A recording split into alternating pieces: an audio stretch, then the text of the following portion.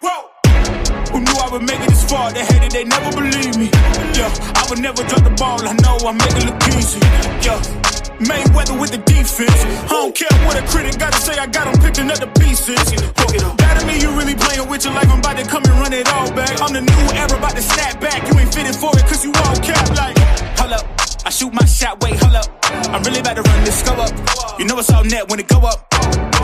Ain't got no other plans, you don't need to understand, ayy. We on overtime, you don't need to understand, ayy. You just show them how to do it when you don't know what to say. Tell me how you plan to win if you plan to play the same. Moving fast, already gone, but you bringing me back. Try to double cross me, dog, just let me relax. Stop assuming what we doing. Keep it moving, what we doing. Cause it can get dangerous. Cause it can get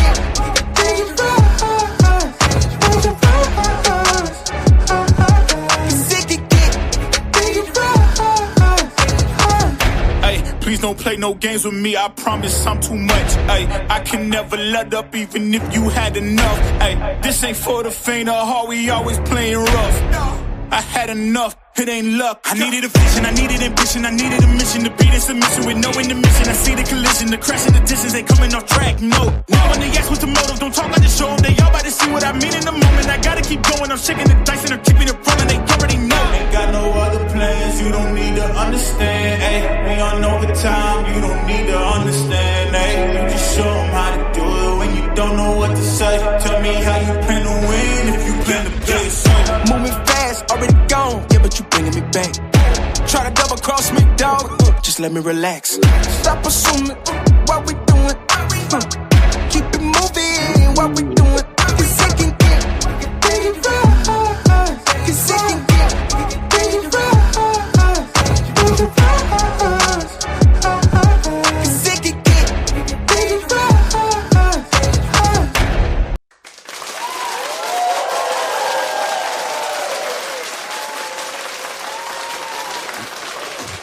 Salute, ATP. What is good, man? What is good, man? Oh, yeah, it can get dangerous. It can get dangerous out here in these YouTube streets, man, these boxing streets, bro. It is what it is, though, right? We love the love. Shout out to my guy Fighting World with Bangs and Greg Hackett over there. Well, we love the love, man. You know what I mean? I got to give, respect to the people who, coined the phrases, right? And we love the love is one of Fighting World with Bangs' favorite phrases, and that's a fact, man. We do love the love, man, but this boxing game is not for the weak of heart. You try your best to give the news as clearly as you can. You try to be as unbiased as you can. You try to be as supportive as you can, but sometimes the truth is what it is, right? And facts over fictions, and my opinion is just my opinion. It is what it is. Take it with a grain of salt. Don't let it move you, too far off one way or the other, man. It's never personal. It's always love, man. And it's always based off of my love for the sport primarily, right? And I do love this sport, man. The sport is great. Today, shout out to Ness and the Boxing Voice. I was over there for a while. If some of you guys are coming from over there, we were talking today with Amari Jones, man. I spoke with Brad Goodman today. That was an awesome conversation. Real insightful on as far as what we should get ready to see coming from Top Rank. That merger over there with the DAZN is huge, man. And they plan on doing a whole lot of things, a whole lot of activity for fights that we've all been talking about, clamoring about. So hopefully that leads into unifications, undisputed, things of that nature. Shout out to Amari Jones, man. Man, what a stand-up hell of a representation of the sport today, man. The conversation was everything I thought it would be. It was my first time speaking with him, but man, just a stand-up dude, full of character, full of integrity. And I think that the future is so bright for that kid, man. That young man, excuse me. Let's put some respect on his name. Just so excited to see what he does next in his career. So, guys, news rolls out as it normally does in the space. We're getting ready to go into fight weekend here. We got Tyson Fury getting ready to fight against Arslan Makhmadov, right? I hope I said his name correctly. And, of course, Conor Benn on that undercard against Regis Prograis. We'll touch bases on that a little bit, but I think bigger news came out, right? For some reason, that Tyson Fury-Makhmadov fight doesn't seem to really be gaining the traction that I think people might have thought it should get. Hopefully Netflix doesn't feel down about that and doesn't turn away from boxing or from putting together big fights. But that one doesn't seem to be really getting the attention of the people that way. But look, the week has been all about certain things, right? Xander Zayas, Jaron Boots Ennis kicks off their press conference this week. This fight right here is gaining steam. It's gaining speed, right? It is what it is, right? Like that fight is just, it just is what it is. That's one of those fights, right? And when you look at Xander Zayas' role in making this fight happen, Jaron Boots Ennis finally getting that opportunity for that signature fight that we know he needs at this point. You know, everything that he's done in his career has been impressive as far as the eye test is concerned. We've seen what it can be, but we want to know what it is, and we can't know what it is until the fights are made, right? And it seems like this one is a big opportunity for Jaron Boots Ennis, but Xander Zayas locked in, dialed in. You can see it, right? No waver in his stance. He's so focused on the prize. He truly believes he is the best 150-pound fighter in the world. You can tell by the way he carries himself. I am the youngest unified champion in the game, and the one unified champion at 154. Sebastian Fundora ain't moving like me. None of these guys in the division are moving like me. You seen him vacate his WBO title not to fight me. You seen him ask for a rehydration clause not to fight me. You seen him jump behind the protection of his PBC platform. He won't leave that platform so he don't got to fight me. Why would I be scared of anybody? Everybody's scared of me. I am the best 154-pounder in the world. That's how he carries it, at least, right? Because I'm sure some people inside of the building would disagree with that wholeheartedly, right? There are people in here who believe Jaron Boots Ennis is the goods, and Jaron Boots Ennis wasn't shy about speaking his mind either at the press conference, letting the world know there's levels to this game. More importantly, let me rewind. More importantly, letting Xander know that there's levels to this game. You ain't here where your ceiling is, where your skills end. I've just begun, young bull. I've been here, there, around the block. You're just starting out here. Take notes. This is the big stage. This is the big leagues. I appreciate the opportunity you've given me to show the world what the world probably already knows, but don't get it twisted, young bull. You watch your lane, right? You a fish out of water. This ain't what you want, but I appreciate that gusto you got. But sorry, young bull, you ain't ready. So we'll talk about the press conference. We'll talk about Xander Zayas and how he looked at the press conference. Guys, Xander Zayas is growing. This is a journey we're going through with Xander Zayas. We've been watching him ever since he was fighting his little catchweight fights, all the way until his campaign at 154 pounds. We've been watching Xander Zayas go through an evolution. We're watching him change fight after fight after fight. He's jumping on the scales, and every single time we're seeing the impacts of these weight cuts. The last weight cut in particular against Abbas Baharu, he looked a little sunken in a little bit, right? But nothing crazy, nothing unhealthy. It didn't translate into something that held him back in the fight. But you know how these weight cuts go, and how when you're having these growth spurts when you're young, it happens overnight. You sleep.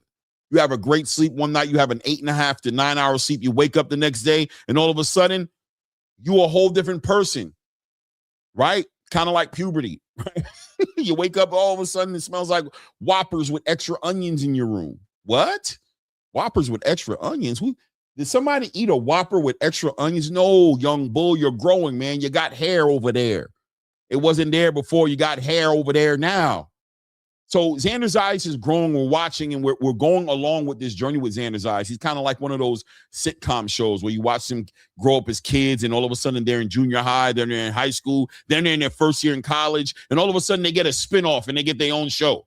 Well, Xander Zayas has got a spinoff now because he was a up-and-coming prospect not too long ago, and all of a sudden now he is his own show. He is potentially the next face of Top Rank. All of a sudden, he's on halftime shows on the Super Bowl. All of a sudden, he's a unified champion of the world.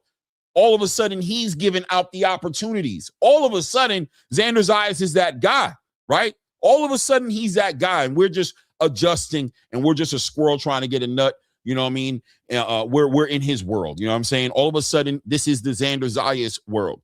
Jaron Boots Ennis has jumped into at 154 pounds, and with all the accolades and all the accomplishments that Jaron Boots Ennis had at 147 pounds as a unified lineal champion, at 154 pounds, he's not that guy. Xander is. But Jaron Boots Ennis is planning on changing those things, changing that whole entire narrative June 27th. We're going to talk about that. We're going to talk about Zuffa boxing today, guys. Are you surprised? Did I throw you off with that? Did you not expect it? Did you think we weren't going to talk about Zuffa today? Did I catch you off guard? Huh? Did I? Anyway, we will be talking about Zuffa boxing today, of course. We have 2 new acquisitions by Zuffa boxing. Keith Connolly at the center of this conversation. We've been watching it. If you guys been watching the show, you know we've been on top of our game here. We've been telling you guys what's going on. We've been speaking on it. It is what it is. But look, if you needed to wait for Zuffa to announce it, here it is. Keith Connolly, brokers, Edgar Berlanga, Richardson, Hitchins, officially on the Zuffa boxing roster. We got to talk about that, the impact of that. What does that mean? What does that mean for Richardson Hitchins' IBF title? Did Richardson Hitchins duck the smoke? Is he getting out the way of the big fights that we've been clamoring for? Or have we even been clamoring for the fights? Hitchins has been clamoring. He's been talking about what he can and he can't do, what he was willing to do. But now, no more Oscar Duarte, no more Gary Antoine Russell, no more unifications, no more 147 Devin Haney, no more Brian Norman Jr., but it's a different conversation, good or bad, however you want to look at it. This is where we are. Richardson Hitchins over at Zuffa Boxing. Edgar Berlanga, the reintroduction, the reinvention of Edgar Berlanga, Mr. Puerto Rico. You know what I'm saying? Listen, man, he is the wave. He is the energy. He's Edgar Berlanga, Terror Squadian, right? Big ice chain wearing, big money maker. You know what I mean? The show, the superstar, the pay-per-view seller, and all those things that he was saying about himself. All those things he was saying about himself. All of a sudden, he's over there at Zuffa Boxing. What are we expecting to see from him? Where will Edgar Berlanga land? We know Zuffa Boxing only does 8 to 9 weight classes. Where does Edgar Berlanga fit in that conversation? Is he a 175 pounder? Is he a 160 pounder? How long? He was at 160. Where do we see Edgar Berlanga? Richardson Hitchins, same thing. No 140-pound division at Zuffa Boxing. Will he be at 147? We'd have to say we are expecting that to happen. What is he going to look like at 147 pounds? These guys are probably going to be more active than they've been in a while. The competition is going to be steady and high. A lot of high expectations for those guys. We'll talk about that. We'll talk about the player left out of the conversation, but we know he's there. Maybe we're not talking about him enough, but where does the takeover land?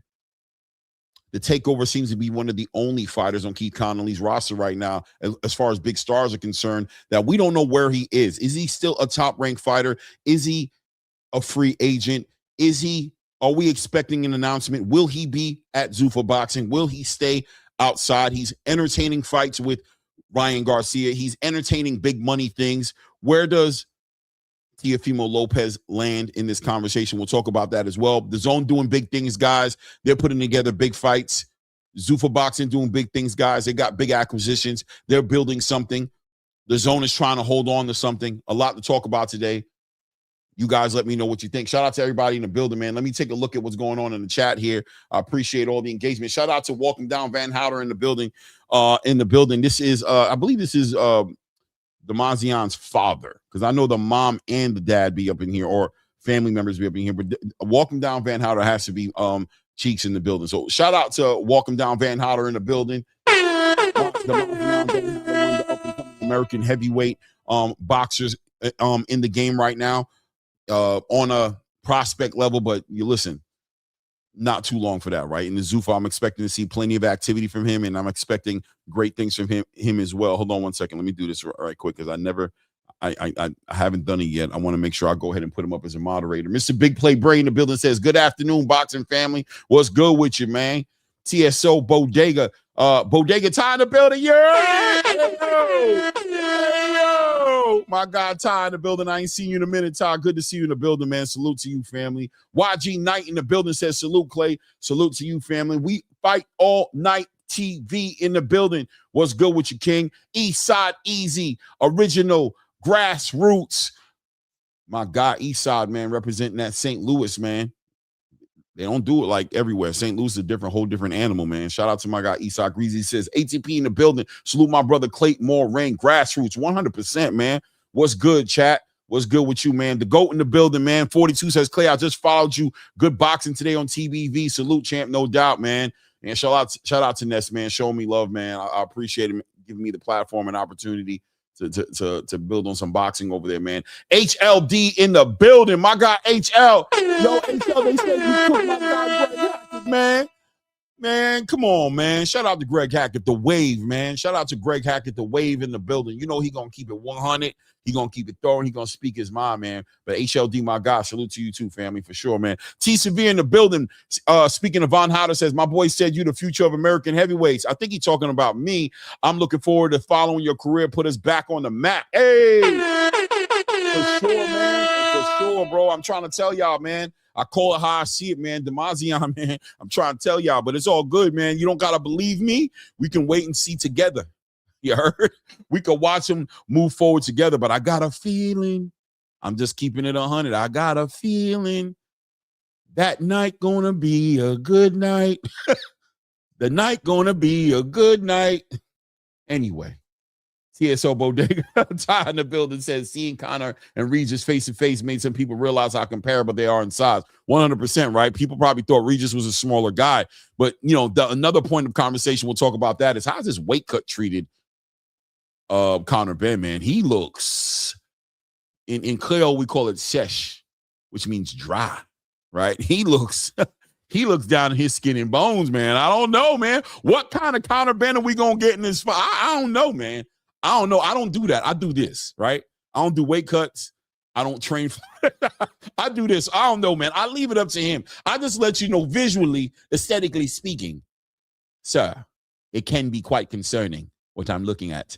I am looking at something that could be quite concerning, but we'll see what it is. We'll even talk about the weight cut for Xander Zayas as well, right? As he's becoming a big fighter, he looking real, you know, he look like he's eating his fair share of some arroz con pollo.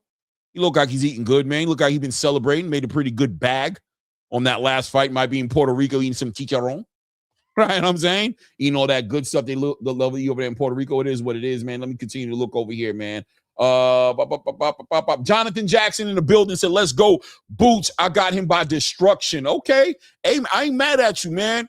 He's giving you enough to feel like he, at a minimum, has the ability to destroy Xander Zayas for sure. Will he?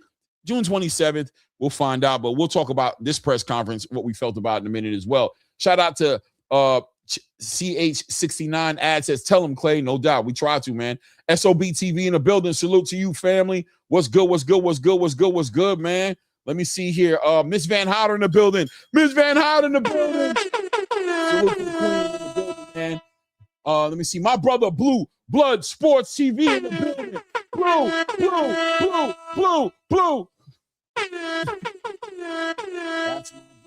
That's my brother. Blue, my brother. You know what I'm saying? That's my guy, man. I'm acting a fool up here. I'm being a little goofy, guys. Let me get back on the game. My bad, bro. Let me get it together. Shout out to, let's see here. Walk him down. HLD with the love. $2 says Clay Massa, MC, narrator, freestyling, soliloquy. You know what I'm saying? Mic check. I said, hey, yo. Let's get it cracking. You know what I mean? Shout out Blaze Pound for Pound in the building. Shout out to my guy Blaze. What's goody? Ill Will in the building says Clay killing it over on the Boxing Boys. Thank you, man. I appreciate you, man. Joe Soul 726 says Clay with the salute. 100 emojis. What's good with you? Mac Majestic, what's good with you? Salute, Clay. I like you and Ness together. Y'all ain't too biased and talk the right stuff. We try, man. I try to bring that type of energy wherever I go, to be honest with you, man. I really try to bring that energy, man. That's what I try to do, man. Real Jones in the building said, what's up, Clay? I see you doing your thing on TBV. Salute. No doubt, man. Appreciate you being in the building. Guys, if you have just stepped in the building, take a moment, hit the like button as you're stepping into the building. If you haven't subscribed to the channel, take a moment to go ahead and do that. But before we move any further, you like to love him, you love to hate him. I love him. It's my brother. Angelo motherfucking Reyes. Is you mad yet?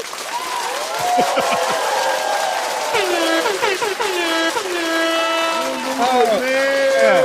Hey, yo, Angelo. Hey, no, yo. shout out to everybody in the building. And by the way, man, I'm gonna get you a couple of times today, Clay. I'm gonna get you a couple of times to start off the day to tone you down. You know, you a little excited off of I'm gonna do like talking my mom. I'm gonna put some water in my wine. Great interviews earlier today with Omari Jones. That's my karate brother, and Brad Goodman, who I actually worked with back when I was with Top Rank. The thing I can say about Brad Goodman, and we're going to try to get him on the show, Clay, is that he's a straight shooter, bro. He will tell you straight up, like, you know, and honestly, Brad's not really even the type of guy that'll get offended when you tell him certain things too. He's a fun interview that way.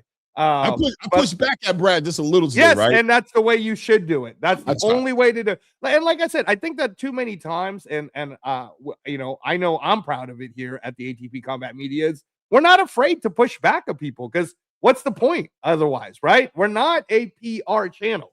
We are we're going to talk about all of boxing, the good, the bad, the ugly of it all. And if you happen to think that we were saying something about you and attacking you, just always keep in mind that our main goal is to push boxing so that it can have a bigger platform. That's the goal. The goal is to share boxing with everyone. And if you feel like you caught a stray somehow, we're more than welcome to just talk to you about it face to face, man. It's not, you know, you're welcome to come on the show. You already know our guy, Coach Hector Bermudez, who you did a little bit of an interview with, Clay. You did a little interview with Coach Hector Bermudez today about Polanco. You know, he had to catch a stray coming up in here at the ATP Combat Media to debate the king, bro. Like, you know, when you come at the king, man, you better not miss. And I'm just saying, you can't come with opinions. You got to come with facts. So, couple things, Clay, couple things. Number one, not always about you, man. It's not always about you. No. Right? Listen. My guy, T Severe, is actually Severe Raider, who's got one of the best, highest subscribed content creator for Raider Nation. That's Severe Raider on YouTube, y'all. And you ain't no Raider fan with your green New York Jets, so stay off of it, bro. Hey, relax. The Jets, relax. It's a sensitive spot now. It's bad enough we're not good. It's bad enough we're not good, but it's super sensitive. It's different when you're good. See, when you're good, Angelo, it hits different. It's okay. But when you're bad, I don't like getting kicked while I'm down, brother. There's nothing honorable about it, brother. You know what I'm saying? That's it. You ain't hard body right now for kicking somebody who's down. Ain't nobody about to give you respect for kicking somebody trying to find their way. No, I just want to correct, though. I just want to make sure that I correct it.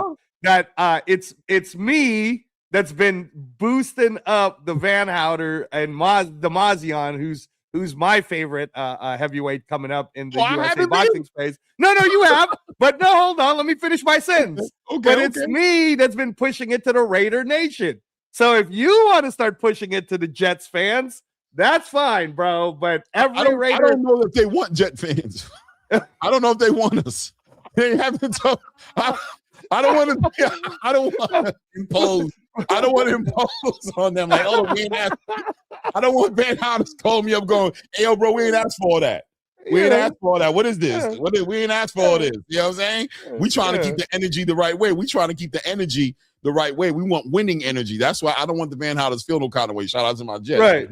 Right. But no, man, the Raider Nation is going to find out soon about this young man. And again, even though here at ATP Combat Media, we do get a lot of nuggets and information being told to us, we're also a space that all the fighters and managers and everybody knows we keep it to ourselves until it's okay for us to release it. But what I'll say about the Mazian Van Houter, bro, is that I'm extremely excited to see him back on Paramount Plus, and it's coming up real soon.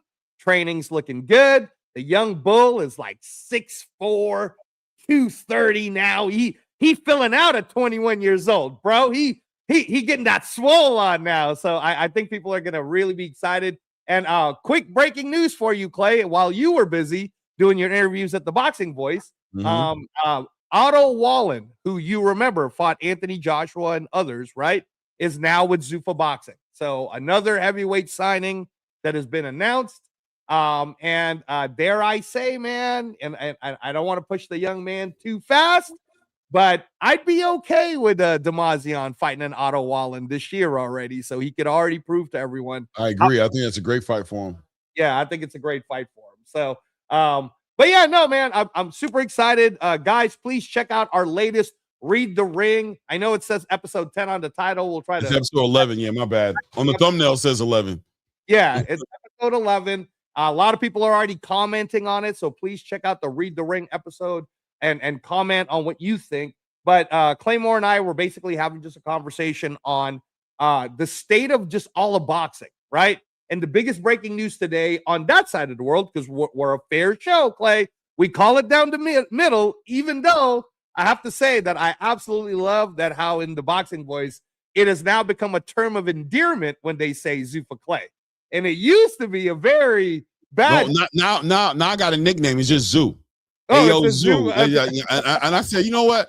I'm gonna let that roll around a little bit because I don't know. Zoo sound. I ain't mad at Zoo. You know, I'm gonna wait a little bit. I'm gonna see how I feel. Zoo sound. Zoo's all right. Zoo sounds like a warlord, bro. It's like 2 letters before Zeus. So we can take it. We can take it. I ain't mad at it. I'm working on it. I ain't there all the way, but Zoo is getting a little bit better. Yeah. All right. But Otto Wallen's in. And then while you're also on the boxing voice, I think you guys covered it a little bit, but as a fair show here at ATP Combat Media, and we're not trying to push any narratives, we're just giving you the news. TNT Sports, which I don't want people to get confused. So there's TNT Turner Television, which is our group here in the US. That was where Inside the NBA was on with Shaq and everybody else. That's not who signed with DAZN. All right. Okay. So in the USA, we're still getting DAZN USA content, unfortunately. Right. What they're saying is TNT Sports in the UK side, which is a competing brand to Sky Sports, is the one that's going to start showing free access television. Okay. So I know it's confusing. Now, I will clarify with a few other journalists out there to make sure that I'm saying this correct. But unless something changed, man, what I know is TBS, TNT in America, which is Turner Television, who does currently work with HBO Max and the rest of it all, they work with, Shaq's dunking league and college basketball, and they got other shit. I have not seen them promote any boxing yet, but I will clarify, and maybe by the next show I'll know. But as far as I understand it, Claymore, it is the same TNT Sports group from the UK that had a partnership with Riyadh. And you remember how TNT Sports Group in the UK was showing the Riyadh shows? Yeah, in 2023 and 2024. So it's basically their way of kind of contending with the Sky Sports deal that's happening, which is good, which is what we're going to get on with the conversation, right? That was our Read the Ring episode, is that this is all good for all of us, man. This is great. More boxing for everyone and more free access to everyone. And so my first question to you, sir, is what do you think it's going to take for DAZN to understand the $45 is just too much for the regular casual fan base like Severe or any of the Raider Nation group or any of the Jets fans or any of the NFL fans, and maybe they need to figure out a way to partner with a Tubi or something else? What do you think? Listen. They just added Top Rank to it. If anything, I believe that they probably feeling like they're opening up the content more with the Top Rank video archives and everything that they have access to. So I think what they look like they're trying to do right now, to me, is they're trying to make it worthwhile, right? Shout out to Brad Goodman, who kind of spoke today a little bit about the role that DAZN is playing in making the biggest fights, that they're the ones actually requesting the fights.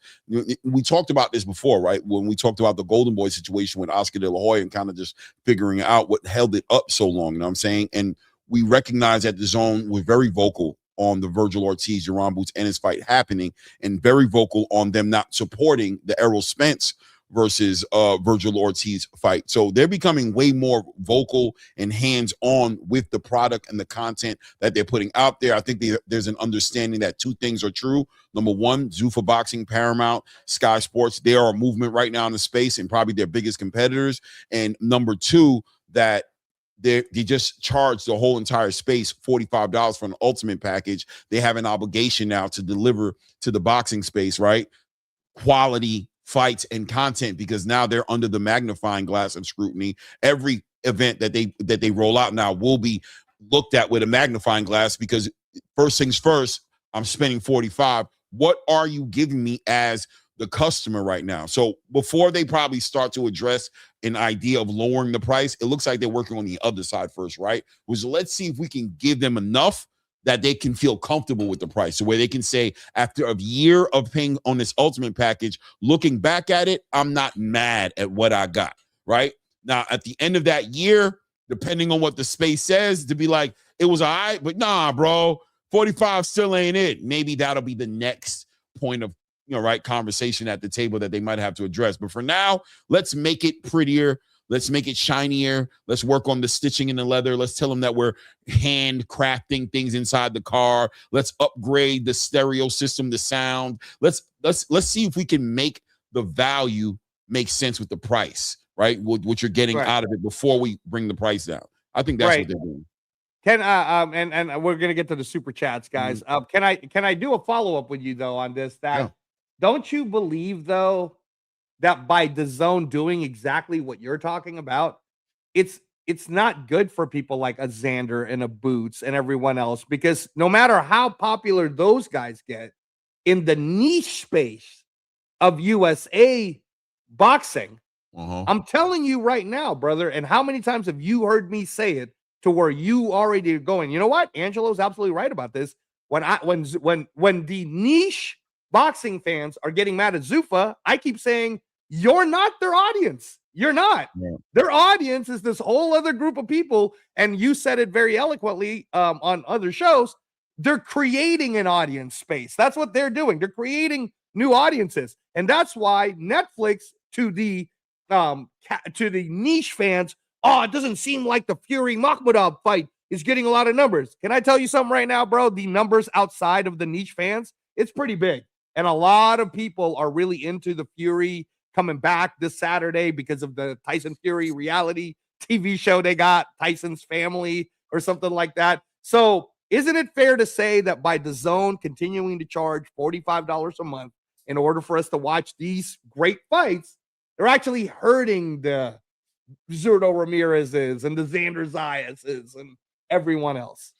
No, I agree with you. I think there is a because it's almost like an opportunity. I think back to the Subriel Matias Dalton Smith, right? And the reason I think about that is because that fight was such a great fight, right? Like that was a really fight of the year, round of the year, fight of the year candidate, right? But who saw it? You know what I'm saying? Where you guys put a pay-per-view price tag on it, and I heard it didn't sell that well in the arena. And a great fight like that, it almost seems wasted for millions of people not to have seen it. How many new fans would that have created to see a fight like that? So when you're putting that price tag on it, there still isn't a red line kind of idea around the boxing that you're providing that's limiting the amount of eyes that would benefit from seeing a Jaron Boots Ennis and Xander Zayas without a big pay-per-view wall or a high price subscription wall that would block the fight from getting those eyes. So I think hindsight is 2020. You know what I mean? The business of boxing, the business of networking, the business of broadcast deals. And, once again, a lot of these conversations above my pay grade, because I don't know all the particulars, but I definitely think, I'll say it like this, they would benefit more off of more eyes seeing them. I think is a fair thing to say. Maybe that's what this TNT, partnership is about. Maybe they're working on that. Maybe they're addressing all that. Maybe it's just one step at a time. I don't know. You know what I'm saying? Without a doubt, though, it would be more is more, right? Less is right. You know what I'm saying? Less. Right. So HLD got a super chat here, $5. Salute HLD in the building, says Clay knows his Rican food, arroz con pollo in a Rican Spanish accent better than Swift Garcia and Berlanga. Oh, word. Damn, bro. Shout out to Danny Garcia and Edgar Berlanga. You know what I'm saying? Shout out to Severe. Again, guys, check out his YouTube channel if you love football content and Raider content. The Severe Raider on YouTube. Severe, you can put it up, man, if you want to pump it up to the boxing world. But he gifted everyone 5. But check that out, Clay. I want to address this real quick. Put up the first time he's seen me without a green hat. I want to use this time to plug it in. It's right above that one. Do you see it? It says this may be the first time I've seen Angelo without a green hat. So this is my moment to plug this in. Severe, I know you're used to when I go on the Raider Nation podcast, like your channel or Protect the Shield or everybody else's channel. I'm wearing the green stuff, right? Because I'm always promoting organ donation. April is Donate Life Month. So I appreciate all of you guys who have considered organ donation. I'm alive today because of the power of organ donation. But today, Severe, I got a call, right, from the fashion designer, owner, CEO of Hern, Hern, Hern.shop. And this fashion brand will be a part of the NBA Fashion Week this summer. I'm going to be involved. So, guys, check out Hern, Hern.shop. If you love streetwear like Chrome Hearts and Fear of God and all that other stuff, check out the Hern brand. That's my shameless plug. But it's, you already know, Clay, this is fire fashion, bro. Every time I go to a Zuffa event, the security always be coming up to me going, man, that hat and jersey's fire, bro. So anyway, that's my shameless plug, y'all. Shameless plug. Shameless plug. Let's get into some boxing talk, guys. Let's get into some boxing talk, man. So let's start off with let's get into the Xander Zayas, Jaron Boots Ennis press conference yesterday, man. We've been waiting on it. You know, it's getting to be a place in boxing right now where until you see the press conference, you don't even know if the fight is really going to happen yet, right? Like we all, right. You know, it's been that volatile to where it's like we don't even know. So it was refreshing just to see them on the stage talking to each other and just, you know, acknowledging that this is a fight. I think they both did a great job.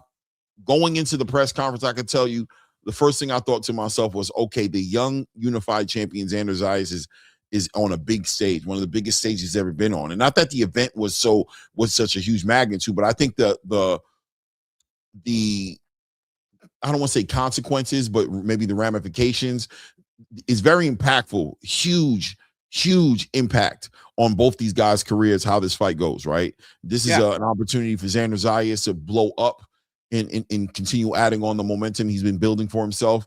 And then, of course, Jaron Boots Ennis is getting an opportunity that he's been looking for, which is that signature fight, right? He's finally going to get one of those guys on his resume that should legitimize him in a way where if anybody's questioned him, right, about who he really is, you know, we know how hard and difficult it's been for Jaron Boots Ennis to get those fights. It's not that he doesn't want the fights or he hasn't necessarily tried to get those fights, but when you're as skilled as he is, explosive as he is, powerful as he is, you know, a fighter's going to want to be compensated very well to fight him, right, and also going to consider where he's at in his career and where he wants to go in the future and how a loss, which you might have to weigh out, might impact your career against a Jaron Boots Ennis.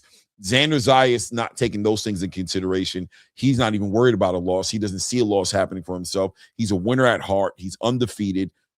He's the youngest unified champion in the world. The best so-called 154-pounder in the world didn't want to fight him.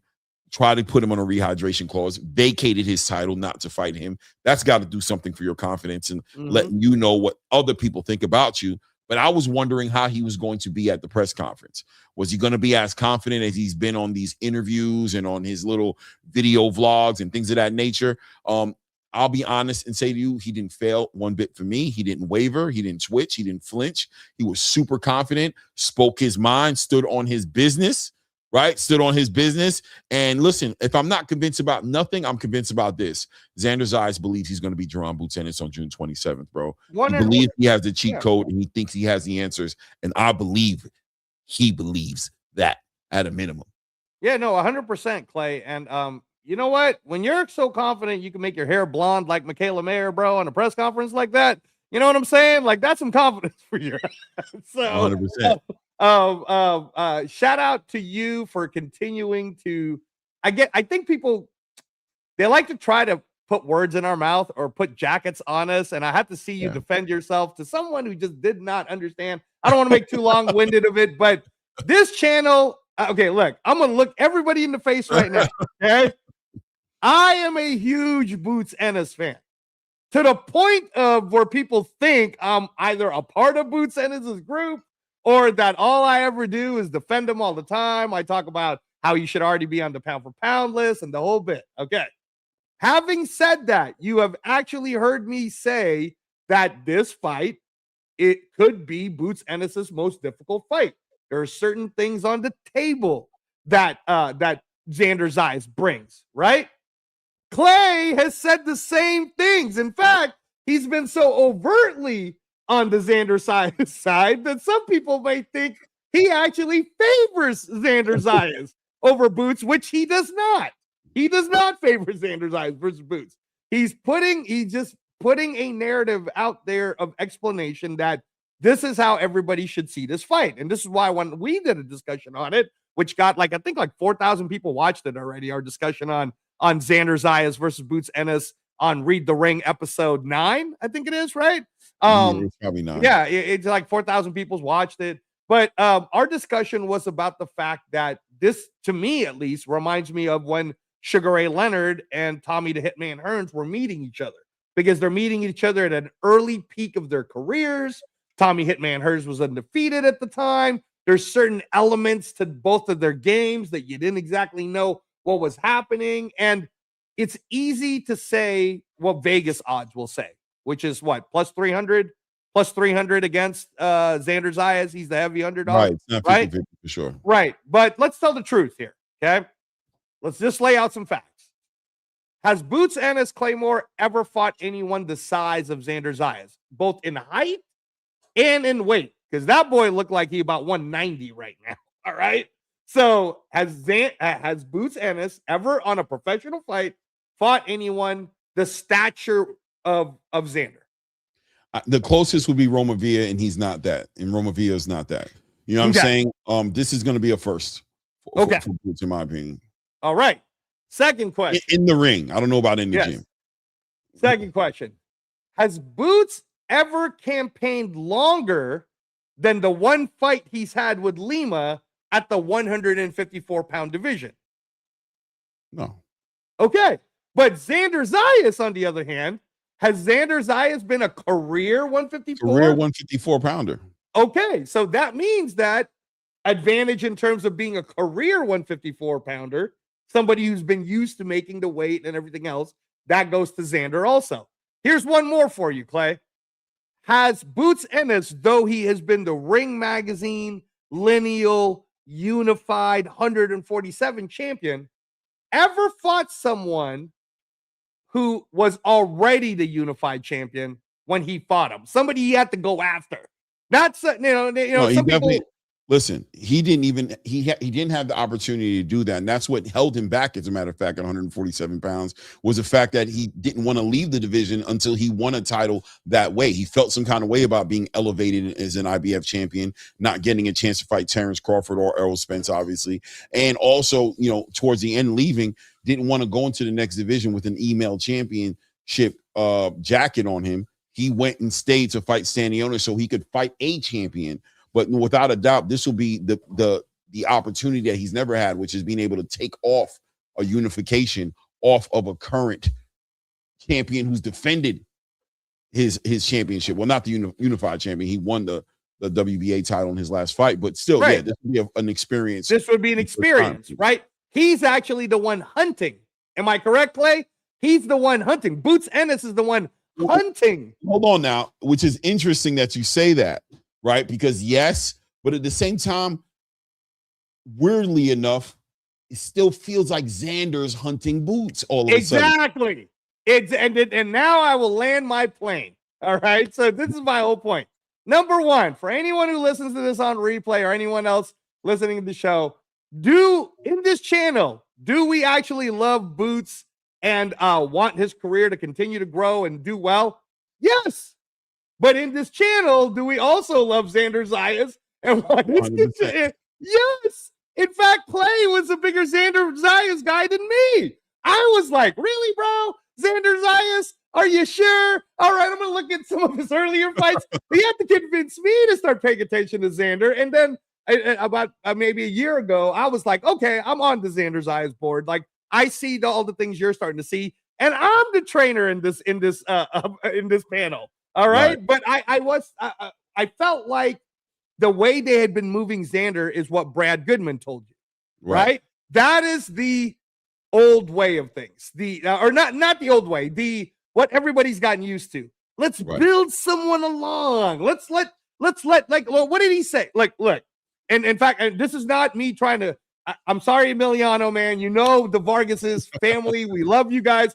You're going to have to catch a stray on this one when I say it, all right?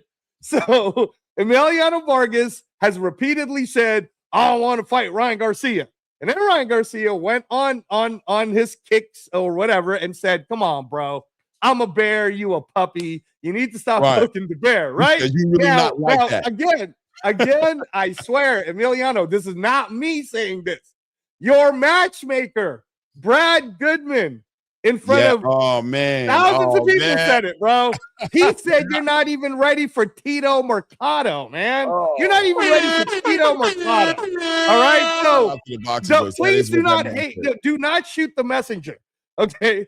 But I only make that point, bringing it back to the Xander Zayas point, Clay, because I felt like before you kind of tuned me into watching Xander more, I felt like he was being brought along, kind of like Emiliano Vargas, right? So I had my doubts. Where my doubts started to shift is in where you started saying, no, Angelo, I swear to God, right? You know how I always tell you about, like, hey, man, I need you to watch these amateurs, bro. And trust me when I tell you this guy's going to be awesome, right? And you were doing that for me with Xander. So then I started reviewing all the tapes, seeing what Brad Goodman and the rest of the crew at Top Rank was doing with him. And I'm like, okay, I can see it. I can see it. They're trying to get his talent level to match his skill set ability, right? Where I really got confident is when Xander wanted to fight Fundura, and Fundura's very scary move was to drop the belt so that he never has to fight Xander Zayas. And at that point, I was like, you know what? What are they seeing, right? Like, what are they seeing? Like, maybe I'm really missing something because now matchmakers over there are like, nah, we don't want to do that. That's not what we were doing. You're like, really? Right. I would have thought, right? You probably sitting here, I would have thought food for you. You would have jumped all over that and did that, but you go ahead, my bad. Right now, it was really interesting, and I understand yesterday's press conference was to get everybody riled up and excited about this, but I really liked Todd DeBuff's comeback, where when Eddie Hearn kept going, if I was your promoter, I would never let you fight Boots Ennis. Young man, we could fill up Madison Square Garden for you to take easier fights. We could fill up Puerto Rico for you but don't go after the king, Boots Ennis. When Eddie Hearn was saying that, I really like how Todd DeBuff responded with, it's funny you say that, Eddie, because we were thinking the same thing, that if we were promoting Boots Ennis, we would never allow him to fight Xander Zayas at this point in his career, because we're still trying to make sure that Boots and the back and forth has become fun. So again, if you ask me straight to my face, Angelo, who do you think is going to win? Of course, I believe Boots Ennis is going to win. Boots Ennis has more knockouts than Xander Zayas has fights. Fact of the matter is, and y'all were trying to say something about my colleague's eye test with his glasses. Look, man. Look, don't mess with my guy. Don't make me have to come up to the boxing voice and cook you guys. Do not mess with my colleague, all right? I'm going to stay at the ATP Combat Media here and not have to cook all of you. Any of you are welcome to come here, though, anytime, if you want to come at the king. But no, what Claymore is talking about is there is something about Boots Ennis that clearly made Terrence Crawford maybe say the juice wasn't worth the squeeze, which is fair. The juice isn't worth the squeeze. Right. Exactly. I agree 100%. Bud was, listen, we all were talking about Boots like that before. Now, all of a sudden, he's fighting against Xander. What is he really that? Was he really? Okay, whatever. You know what I mean? Look, fans are going to do what fans do. It is what it is.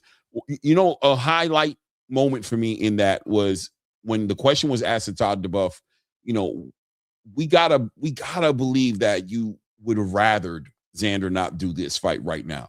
There's other fights you could have seen him being in. And he says, you know what? I did think about that.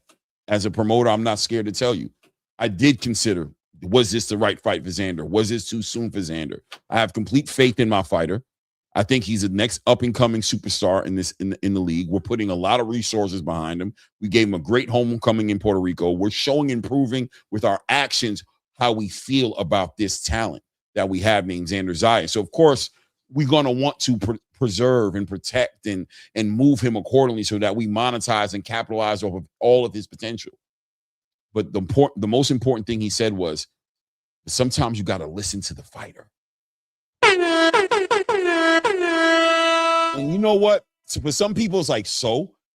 But on the back end of watching how Oscar De La Hoya is dealing with Virgil Ortiz, on the back end of watching how fighters who want to fight the big fights aren't getting that type of head nod from their promoters, aren't getting the support for their promoters and the networks that represent them, that was very refreshing. And you know what it said to me? And I said it in my video. If you guys watch my video, I said, and the name of this thumbnail right here, it says, in those moments is where I feel the shift in the era. That's when I'm feeling it. In those moments is when I feel like, there we go. There we go. Fighters who are ready for the big fights, getting support from their promoters to make the big fights. Because, guys, a lot of the times, it's not the fighter who's not making the fight. It's the promotional companies who are the handlers who are getting in the way of these fights happening. So to hear Todd DeBuff talk like that and say, sometimes you just got to listen to your fighter. I said, damn it, you might be on to something new here, Todd. Maybe you're getting it. Maybe you're getting it. And maybe this fight right here might be trailblazing, blazing the trail of a new era in boxing where fighters are fighting each other, where the best are fighting the best, the guys who are ready to fight. I don't want you forced. If you're not ready, you're not ready. But I want to see more of an alignment of the fighter and the promoters, to when the fighters say, I'm ready for that guy. I'm ready for him right now. Guys, timing in fighting is so important. The right time for the right fight. Look at us, how excited people may be getting right now, thinking about Deontay Wilder and Anthony Joshua potentially fighting each other, trying to catch up on something that, I'll be frank with you guys, may have passed its time, right?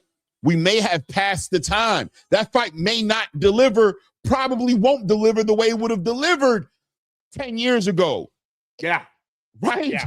But look how excited you are. But think about how more exciting it would have been if that fight would have happened 10 years ago. Maybe they'd be fighting again today. Yep. Maybe that fight would have built up this fight even bigger. But when you have handlers getting involved in these conversations, jumping in front of fighters' own ambition, their own will, their own volition to make the biggest fights and challenge themselves and make legacy signature fights happen for themselves, and managers are throwing up money, good business, timing, all these different things that a fighter could give a damn about in reality, then it gets in the way not only the best fights happening, it also gets in the way of the experience of the boxing space for casual fans and hardcore fans alike, who are going to sit there and just be disappointed with the sport has to offer. I mean, what do you think about that? Did you peep that moment when he said, sometimes you got to listen to the fighter, and what do you think about it? Yeah, no, and you know what I think about it, bro. I mean, I covered it on our Read the Ring episode. You guys should really check out the latest one that we just did, episode 11, in where we're talking about just the state of boxing affairs in general. But I told you that prior to the liver transplant, when I was actively training, if you were the manager, Clay, you're doing me a disservice, bro, by just not telling me who's up next and what's the date. Because I don't care who you put in front of me, man. My job is not to carry my fighter. My job is to look at tape, figure out a scouting report, do a game plan, train the fighter, get him to win the fight. That's the job, okay? Your job, maybe, if you're the manager, Clay, is to figure out what's the most way I can make the most money out of my fighter. How much juice can I squeeze out of this Emilio Vargas orange, right? That's you. Now, if I'm in Emiliano Vargas's team, I'd be like, I don't give a shit about, whatever. Whoever you put in front. Ryan Garcia, fine. We'll prepare for him. Right? Tito Mercado, you think Tito Mercado could beat us? Hell no. You think that if I was a coach, I'd be looking at Emiliano Vargas in the eyes as his coach saying, nah, kid, you're just not ready, baby. Hell no. I would totally be looking at him like, no, bro, do you feel you're ready? Emiliano, look me in the eyes. Do you think you're ready? And now we got a truth moment between coach and fighter, right? So you the manager, bro. Manage. Otherwise, you fired. But manage this correctly, right? And No I doubt. think Todd DeBuff, being the president of Top Rank, Clay, I think he's telling the truth when he says, look, man, Xander doesn't have to fight Boots Ennis. Xander could have made a fight with Josh Kelly, like Honduras, quote unquote, trying to do. Or, Xander could have done could have defend voluntary defenses, right? Could have done all kinds of stuff and made his star grow bigger. He would have had Bad Bunny, all the stuff that Eddie Hearn was saying. But there's something about Xander Zayas, and maybe he really does believe in his size, Clay. Maybe he does believe that he's got a tough enough chin to be able to take on Boots Ennis, right? And that's why I go back to you and say, aren't you sad that this fight isn't on Netflix or Paramount Plus? You know what I'm trying to say, Clay? Because Sugar Ray Leonard versus Tommy Hearns was accessible to everyone around the globe. Is the DAZN really making this accessible to everyone around the globe? Or do I got to pay $80 if I'm not on a DAZN subscription, or $45 if I am on a DAZN subscription? Which one is it, Clay? Do you know? How accessible is this? Listen, I have no idea, bro. I'll be honest with you. And I've said it earlier, it's probably above my pay grade. You know what I mean? The money, the business, and how they're moving these I don't know, right? I don't know. But I'll bring you back full circle to the Jaron Boots Ennis side of the conversation, right? Xander Zayas, that's what it is. Todd DeBuff supporting his young fighter. Xander Zayas making this fight happen. I completely agree with you. He could have, me and Ness talked about it in the show. He could have fought Josh Kelly. That was possible. It's just that Josh Kelly wanted the fight to happen in the UK. But listen, Xander could have easily been like, yo, I'm going to go fight in front of 40, 50,000 people in some arena somewhere in the UK, get the international exposure. I would think that he would think Josh Kelly's less of a threat, and it's also a unification that would add a third belt to his collection. You know what I'm saying? Maybe even getting into some lineal conversations. Who knows? But at the end of the day, he picked the hardest challenge. He picked who he thought was going to be more impactful, who a victory against would make more sense. If I beat Jaron Boots Ennis, it's going to speak on me in a way that no other fighter in the division can offer me a speaking point, right? Beating Jaron Boots Ennis is a fight where I'm 100% the underdog. I'm 100% not supposed to win. I'm 100% odds stacked against me. Everything is stacked against me in this fight. Right. I think Xander's going to be picked to beat Josh Kelly, right? He's going to be the favorite in that fight. Oh, absolutely, he's going to be the favorite in any fights. The Sebastian Findor fight would probably be more of a he might be an underdog in that one as well, but then the complicated. No, I'd pick him to beat Sebastian too, bro. But you know how I feel about Sebastian. I would pick him to win, but I'm saying the consensus of the boxing space I understand. Would pick Sebastian Findor. You know what I'm saying? Potentially. But no, I think most of the lion's share of the boxing space would pick him to beat Josh Kelly. That's what I believe. You know what I mean? So look, it is what it is. But on the Jaron Boots Ennis side of the field, man, he's talking to Xander Zayas. He's reminding him about the levels. He's reminding him that, like I said before, I summarized it to say that where you end Xander Zayas, I'm just beginning. You feel me? I'm just beginning. In other words, where your ceiling is in your aptitude and your experience and what you think you can do in the ring, I'm starting there. That's old school to me. This is going to be a boxing lesson for you. People are sleeping on my boxing IQ, my ability to be disciplined. People are sleeping on my ability to outbox you. I'm more athletic than you. I'm more explosive than you. I have better reflexes than you. And I'm definitely a bigger puncher than you. The odds are stacked against you, but not because of hype, because rightfully so, young bull, right? Not because of the story and the narrative. It's because on paper and what I've done, I am, until you prove me differently. I really am like that. So trying to get in Xander Zayas' head, it looked like Xander Zayas was embracing it though, right? Not to say that you're lying, but just to say, exactly, that's why I picked you. Right. That's why. Because I'm going to show on the 27th, you are the opponent that's going to show the world who I really am, because you are everything you say you are. You're exactly that. We talked about that when we made this fight, and that's why you're going to be my Huckleberry. You're going to make it happen on the 27th.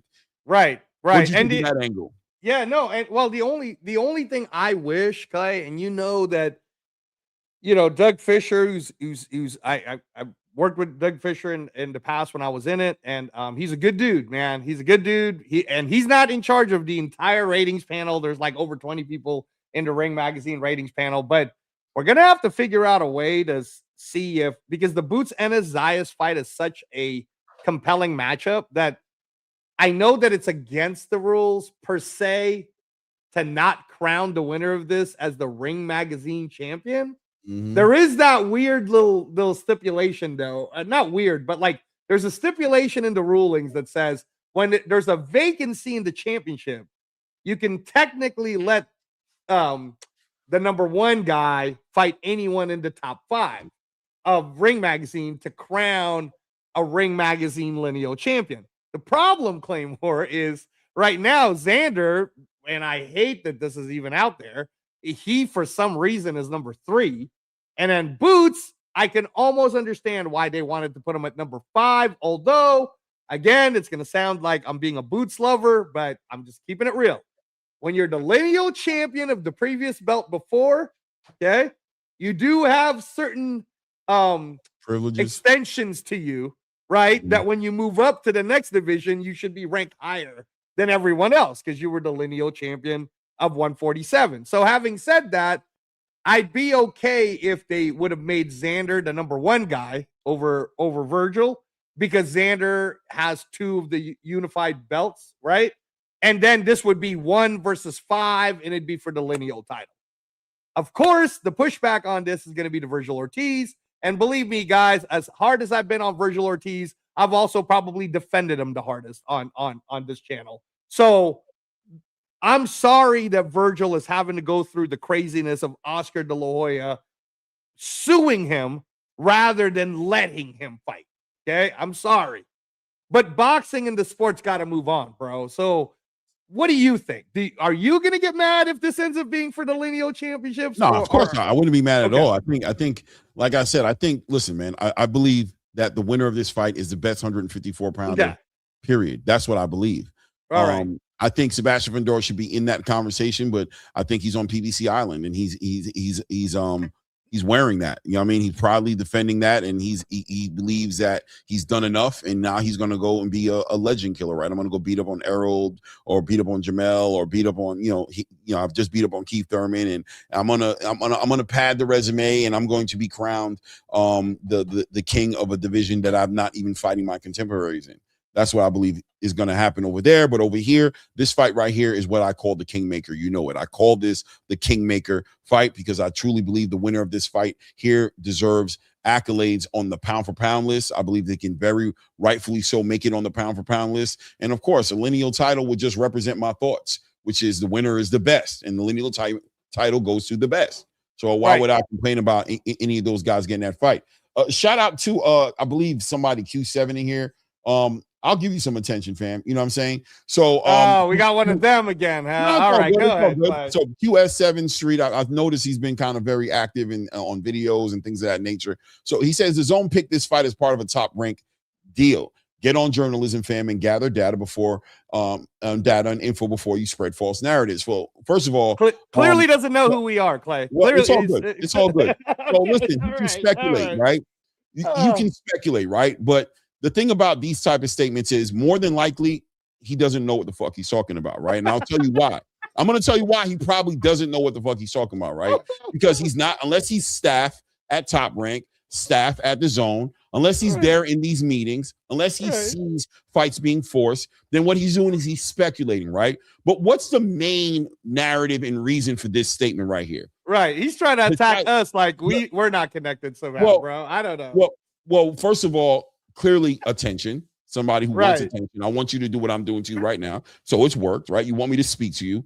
But number two, it's also to discredit and dismiss the value of the fight, right? To take away from Xander Zayas challenging himself and daring to be great.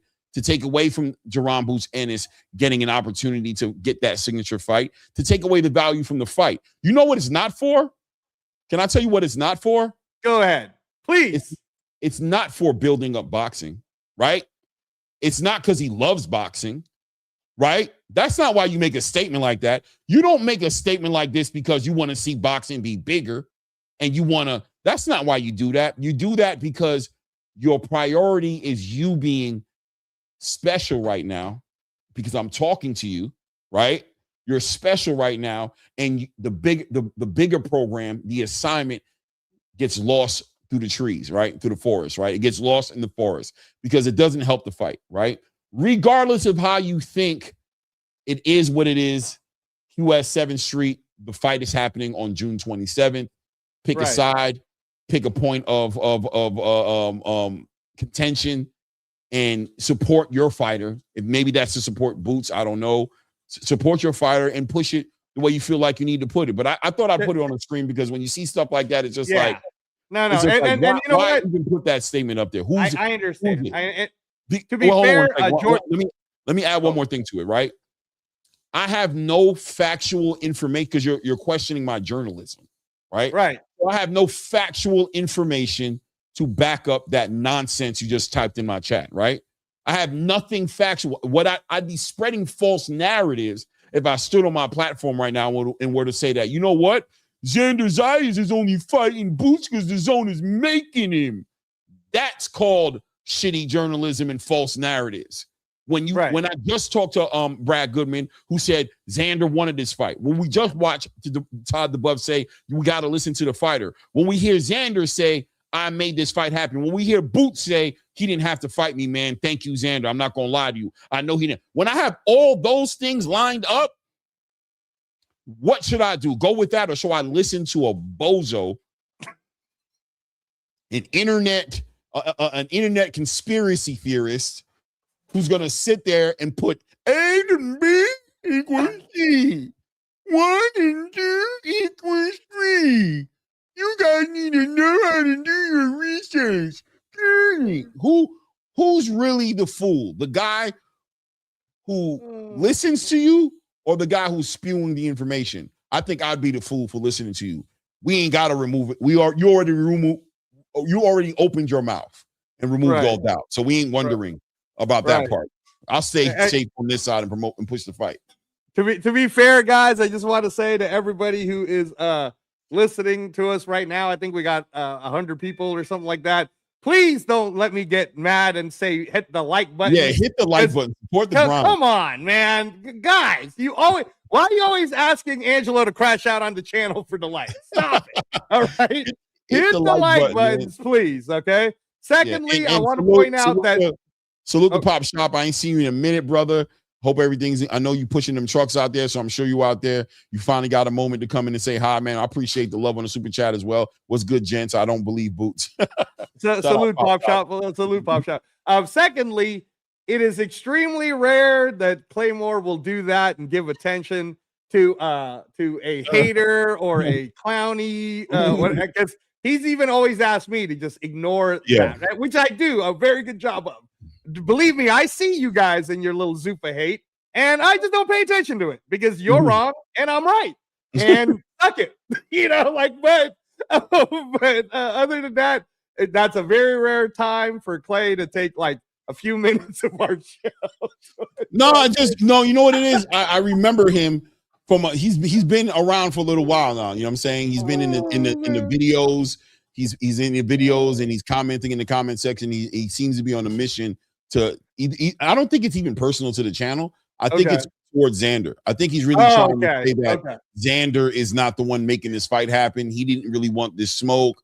This is all the zone forcing Top Rank to make this fight happen because they don't have a choice anymore. And you know what? I'll give some legitimacy to the point of view of the strength of Brad Goodman did communicate that the zone is being hands-on and involved with building some of these fights. And they're expressing what fights they're interested in. You know what I'm saying? And, obviously Top Rank is weighing out which ones they're going to give. Like, okay, I can give this one. Now I'm not comfortable with giving this one, et cetera, et cetera. But at the same time, I'm not discounting the warrior spirit that I see in young Xander Zayas. Right. And the fact that he's not scared. He's not moving away from this. This is a challenge that he's more than ready to take. He's pushing himself in a situation that he didn't necessarily have to do. Josh Kelly was a legitimate option, period, bro. You cannot convince me it wasn't. You know what I'm saying? He wanted to fight in Puerto Rico and keep it at home. That's why Xander Zayas didn't make that fight. Then he conceded to that. And he saw Jaron Boots Ennis as a legitimate opportunity to be like, I know he's willing to fight. Maybe not in Puerto Rico, but at least in New York in front of my people. I want them to see me fight until I make my move into 160. He's building up momentum to take it with him into the next weight division and make his was his boots or sow his oats in that division. But it is what it is. It is what it is. Yeah. And let me just say one final thing so we can move on to the next subject. When you think about the prime time of boxing, right? And everybody always goes to that 70s going to the 80s time of boxing. When we think of someone like Roberto Duran, and in some people's top 5, Clay, Roberto Duran is always on the top 5 of all time. Okay, top 5 greatest of all time. You always hear Duran's name most of the time when you're having these discussions.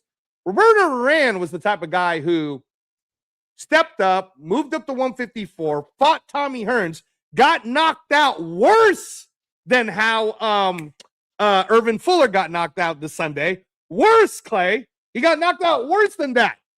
And the reason why we love Roberto Duran is he just keeps rolling on in, moves all the way up to 160, beats Iran Barkley to become a champion in that weight class. Because we like people like Xander Zayas, who says, I'll put it all on the line to go get the guy that you guys are saying is the best. We like that. We appreciate it. What we don't like is people like Sebastian Fundura dropping a belt to avoid a person. That we don't like. So if you want to continue to listen to ATP Combat Media here at the Claymore Rain YouTube, please understand that the energy we bring is for the betterment of boxing. We're not against it. Just so it is what it is. And I blocked homie, you know what I'm saying? Okay. He talking reckless in the chat. I just wanted to give him the attention he wanted, bro. And we'll see. I'll leave it at that, right? Right.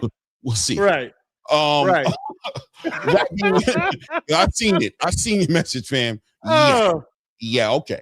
That's gonna be interesting, I'm sure. You clearly don't. You've never seen Clay live, so I'm not worried. Clearly don't know. Good, know. Man. Van Houder might have a sparring partner. Is all I'm trying to say. Where the stars align, they will align. It is what it is, brother. We won't even play that game on the internet. We'll just block you and keep it moving with the show. That being said, Jaron Boots Ennis has a lot to gain on the back end of this fight, right? Yes. He speaks on the levels in this game. He speaks on all these different things, but the reality is on the back end of a loss for Jaron Boots Ennis on a fight like this, I think it could be low. And I don't want to say it because this is like, I don't want to say it in the wrong way where people feel like I'm wishing bad on him, but I think this would be a disastrous thing. Just off the strength of Xander Zayas being 23 years old, the lack of experience that I think the space recognizes that Boots is highlighted, and the fact that Boots has been getting a lot of flack. He didn't take the big fight with Virgil when he could have done it. He came later, but he went and handled his own business. He didn't get those signature fights. We put him in a conversation of beating a Terrence Crawford. You know, are people going to dial back and be like, and the people who are questioning Jaron Boots Ennis, who are saying he's not like that, he hasn't shown us that. You guys gave him too much credit too early. You didn't allow him to earn it inside the ring and get those signature fights. You gave it to him prematurely. What impact would it be on the back end of a loss, just to be honest, with Jaron Boots Ennis, God forbid, against Xander Zayas? Well, this is where Eddie Hearns, you put your money where your mouth is, Eddie, because if that were to happen, let's see how loyal Eddie is in pushing Boots to be like what I just said about Roberto Duran. It didn't hurt Roberto Duran any that he got knocked the hell out by Tommy Hearns. If anything, it never even hurt Roberto Duran that much when he came back after losing to Sugar Ray Leonard to beat Davey Moore to become the 154-pound champion. You see what I'm saying? History tells us what the answer is to this. If you're a boxing fan, you're going to rock with Boots because Boots represents Philly, represents heart, represents toughness, right? This is a young man who you're the one that told me it was Showtime that was holding the kid back. It wasn't this kid's fault that he, at 23 years old, guys, look back years ago, all right? Boots is 28 now. 5 years ago, Boots Ennis was already asking for the Errol Spences and but he was Xander Zayas. He was the guy. He was like, I want to fight Terrence Crawford. I want to fight Xander Zayas. I put whoever in front of me because he was the excited young 23-year-old. So Boots knows exactly what it's like to be Xander Zayas. That's also why I believe Boots knows how to beat him, because Boots has already experienced that.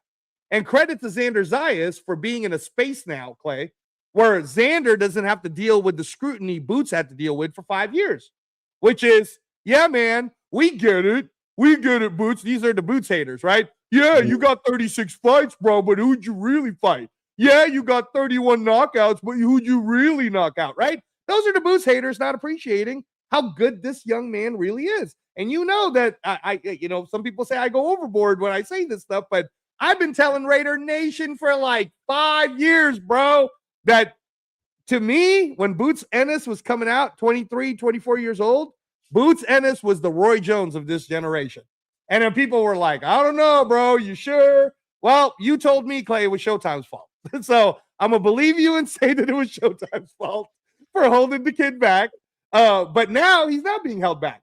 And anyone who wants to smoke can come get some of Philly. I don't believe he's going to lose, but even if he does, Clay, even if he does, like you're saying, if it happens, not only am I not running away from being a Boots Ennis fan, I'm going to be more of a Boots Ennis fan because I want to see what the next iteration of his talent could bring him. I want to see the fire that made him go, how the hell did I lose that fight? Because last time I checked, Claymore, when Oscar de La Hoya lost a decision to Felix Trinidad in the fight of the millennium, did Oscar get worse or did he get better? He got better. He got so good that at an older age, he knocked out Fernando Vargas, who was younger than him, bro, at a higher weight class. So, no. Good for Boots. Win, lose, draw for both of these guys, it's all going to be good for them. Yeah, 100%. I'm on the same page. I give Xander Zayas more credit than that, and I say that respectfully to say that if he beats Boots, it's because he's better that night. It's because he's being slept on. Is that you guys aren't acknowledging how good he is. But on the other side, if Xander Zayas wins this fight, if he beats Jaron Boots Ennis, right? I mean, we can go either way, right? If he loses, he'll be okay, right? That's why I'm not saying that, right, guys? I'm letting you know he can lose this fight. I'm picking him to lose this fight, to be honest with you, right? So, but it won't hurt him, in my opinion. This is just to lightly cover it. He's a young fighter, daring to be great. If he loses against Jaron Boots Ennis, he's going to get recognized for that more than he gets down for being any kind of hype train or anything like that. That's not going to come up for him because Boots is really a big step up for him in competition. But on the back end of a victory, on the back end of Xander Zayas winning this fight here, brother, I mean, face of boxing. Yeah, for sure. For sure. Right? For sure. 100%. He was already in the Super Bowl, bro. All right. Bad Bunny's already rocking with him. If he does this one thing, the only thing that went wrong, Claymore, the only thing that went wrong is that it wasn't on CBS or Fox or ABC or some bigger network. But yeah, no, for sure, face of boxing. But you ain't got the link? So you ain't got access? I mean, I know he's on vacation, so he probably can't access because he's not at his computer or something like that. So hey, we're probably doing a watch party later anyways, right? So oh yeah, that part too is why. Yeah. So just relax, bro. Just listen to the show. Me and Clay are on the flow. I sent him the link. Did you? Okay, all right. Okay, yeah. All right. You on vacation, bro? You on vacation? Relax. So. But yeah. On the back end of a victory here, this is going to be a huge accomplishment for Xander Zayas. This is face of boxing type accolades. I'm not saying he will be the face of boxing. Yeah, spend some time with your wife, bro. Will you be on vacation? Spend some time with your son, man. There's the young bull. There's the young bull, man. What's good with you, man? What's good with you, right? What's going on? I'm gonna turn my camera off though. Yeah, I'm hanging in there, man. I'm having fun, having a blast, enjoying the time. But listen, let me tell you, I couldn't wait to talk about Boots and what's his name? Xander. Listen, Xander made a statement yesterday, and Boots gave me a tiny bit of nervous energy, not a lot. I just think his confidence is through the roof. I think Xander is showing that he's not afraid. And I think that the pushback was really the energy that I got that was nervous. Not that he was nervous because he's afraid or anything. It's just because he hasn't had a fighter literally jaw him back, on the level that he's on, as a star or as a great boxer. He acknowledged that. But I love that big head comment because Xander said it's going to be there to punch. So just remember, yours is going to be there too. So I love the energy. Great, great commentary, great back and forth. Good promo altogether, guys. Yeah, 100%, 100%, man. The press conference delivered, and I think it delivered just to kind of land the plane on. It made the fight real, right? Where we saw it on paper, we saw the announcement, but they did a good job at the press conference of making the fight real. Both guys laid it on the line. They know what the risks are. Jaron Ennis, obviously being the confident fighter who's just like, listen, there is no risk for me. What do you think about Jaron Ennis saying, I'm going to do whatever I want to do in the ring? How did you feel about that? Like, I thought, again, that's an overconfidence thing. I think that was a little bit of a nervous energy. I think he said that because he believes that Xander's not on his level, which is okay. But again, I try to explain this to a lot of people. Xander has been in these moments before. This is Boots' real competitor at this time that I don't think he's ever had someone like a Jaron Ennis. I'm sorry, Xander Zayas in front of him. So I think he's matter of fact, I've never even seen Boots with this energy before. So just to say so, I think he's shooting his confidence, to being honest with you. Right. What do you think, Angelo? Oh, wait, I mean, look, man, I don't want to keep rolling and spending all this time on Xander and Boots. You already know, man. Ray jumped on. We want to hear Ray's feelings on it. I'm excited about this fight. It's not even until June 27th. What did you think of? I'm going to do whatever I want to do in the ring. Look, man, you see, I know what you're doing, man. No, I'm asking you. Look, you already know that I believe that Boots Ennis is the man, bro. He's gonna look. I love Xander. All right, I love Xander. Xander's great, but oh my god, I can't believe you're gonna make me do this, bro. Oh, speak your piece. How'd you feel about? All right, look, man. Okay. Ray, listen to me. You remember when Roy Jones Jr.'s fought Gonzalez? Remember that fight? Yep. The tall Mexican dude, right? Uh-huh. Yeah. I'm not saying it's gonna be that bad, but the trajectory might look that way. So I'm gonna try to So you're picking Boots by destruction.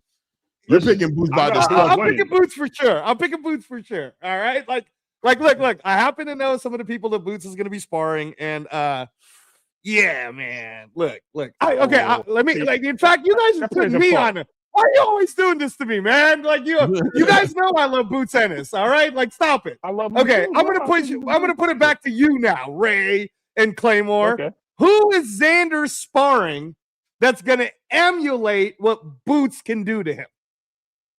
I couldn't imagine. He got one phone. I have no idea. Got one phone call to make, and he can make a few. Right? He can pull up some smaller fighters from the welterweight division. He can pull up some junior lightweight. Junior welterweights, or he can call Mr. Terrence Crawford himself. We don't know what he's going to do. So now I did hear that, Ray Davis. I did hear that. Does Terrence Crawford owe Boots one? Yeah. No. I heard. Okay, so in fact, there's reports already. I've heard it from some other people that it might actually be legit. I know that Terrence was just in Australia doing an Australian tour. Shout out to one of our favorite goats of all time, Terrence Crawford. But you're making a great point right now. Now, that would be true if you're telling me that Terrence Crawford, who used to be promoted by Top Rank, and he's got a good relationship with those guys, happens to want to come into camp with Xander Zayas. Now you made it a lot more interesting, Ray. Is that what you're saying, Ray? Is that what you're saying? Well, all I know is that they got reports of Jaron Ennis responding to Terrence Crawford. What for? I don't know. But I can tell you this. If it's for him to work with Xander and get him moving right, and maybe we put in a Bomac in there with him. Oh man, we're gonna have a good fight, a better fight than we thought. Listen, Terrence low-key made O Boots, right? Like without, I'm just being honest with you. And then why do I say that? You guys should know why I'm saying that, but I'll say it like this, right? During the Canelo Alvarez, Terrence Crawford build-up, we can't deny that we saw the big video that came out that Jaron Boots Ennis made his way to Colorado to give Canelo Alvarez some rounds as Canelo Alvarez was preparing to fight against Terrence Bud Crawford. Terrence, of course, said, hey, man, it is what it is. Terrence ain't going to let it sweat. He ain't the type of dude to come out and be like, yo, that's diabolical, bro. Where's the loyalty? I know we ain't fight. He ain't say, hey, man, that's what you do. He said, you got to go get those rounds in. Hey, they're preparing to fight me. I love it. It is what it is. You like it. I love it. But would Terrence Crawford right now be wrong for showing up in Xander Zayas' camp right now for Jaron Boots Ennis' biggest fight up to date? Would he be wrong for showing up and showing some love to Xander Zayas on the back end of that fight? It's all good, bro. It's all good. Everything, Ray, if that happens, if what's being reported and what some people have told me personally is for real happening. Again, man, I don't know. Crawford's coming a long way from Australia, but if he's really doing it, if he's really going to be a part of this whole thing, then yeah, I'll bring it closer to 50-50 if that's real. Yo, if that's real. Shout out to my guy HLD, by the way. I didn't get a chance to so HLD, I think, is this a statement, HLD? So it looks like it is. It's exclamation mark. So the statement is Bud Crawford coming into camp for Xander Zayas. I happen to know my guy HLD is plugged in many ways. Man, HLD, that was only worth $2. HLD, really? The statement, bro. The statement was worth. You didn't have to put the $2 behind it. You know what I'm saying? It could have just put it in the damn chat. You know what I'm saying? Stand by your man, HLD. Isn't Xander worth more to you? The news. He's giving the news. He's keeping it 100. Right. He's just keeping it 100. And if it's wrong, it's wrong. Right. But if it's right, now the next point of conversation is, will that make a difference? And I saw somebody put in the chat here. They said just like Boots couldn't fight for Canelo, Bud won't be able to fight for Xander, right? Which I think is fair, right? I totally agree. Okay, that's fair. I think that's totally fair, but it's an observation regardless, and I think it will help Xander Zayas exponentially help him in preparing for a switch hitter, a slick fighter, an athletically gifted, explosive fighter like Jaron Boots Ennis, having the pound for pound best fighter of this era sparring you can't hurt, right? Look at Ray Davis, y'all flexing with his sunroof and. What, are you in California, bro? Where are you at? Are you in Florida? Where are you at, Ray? He on the beach. He on the beach somewhere. Yeah, somewhere man, on planet Earth. Yeah. Well, somewhere on and planet I drove Earth. down here. So this is my car. Yeah. Somewhere on planet Earth. Somewhere on planet Earth. On somebody's beach. Ray's on somebody's beach. Where's the chain then, Ray? I know you got a chain that says Ray Davis. Grown ass man. We ain't rappers. We ain't rapping out here, bro. A grown ass man on daddy time, bro. What you talking about, bro? With the wife and the kids, man. Out here on these beaches, man. Working on the tan, man. About to head back to Jersey soon. But but it is what it is. Let's move the conversation forward, fellas. So big acquisition, big Zuffa, big acquisition, man. We see what the DAZN is doing. The DAZN is putting it together. They're putting together the big fights. They've got everything moving in motion. But on the other side of the pond, right? Zuffa Boxing staying active on the back end of a great event, by the way, on Sunday. I don't know if you had an opportunity to see it, Ray Davis, but what an event it was. But on the back of that event, big acquisition, man. We saw the writing on the wall. We talked about it here on the channel. Keith Connolly at the center of a lot of this stuff. But Richardson Hitchins, Edgar Berlanga, officially on Zuffa Boxing. Let's talk impact, fellas. Let's talk about what we're looking forward to see. Hitchins, arguably, we should be looking forward to see him at 147 pounds. We know how the Zuffa Boxing weight class system works. And Edgar Berlanga should be debuting at 175 pounds unless he's going to cut the weight down and fight at 160. There isn't a 168-pound division at Zuffa Boxing. What do we think about this move? Talk to me. Somebody. Holla at me. Hold on real quick, Ray, and I want you to go first, but it is I'm confirming it right now.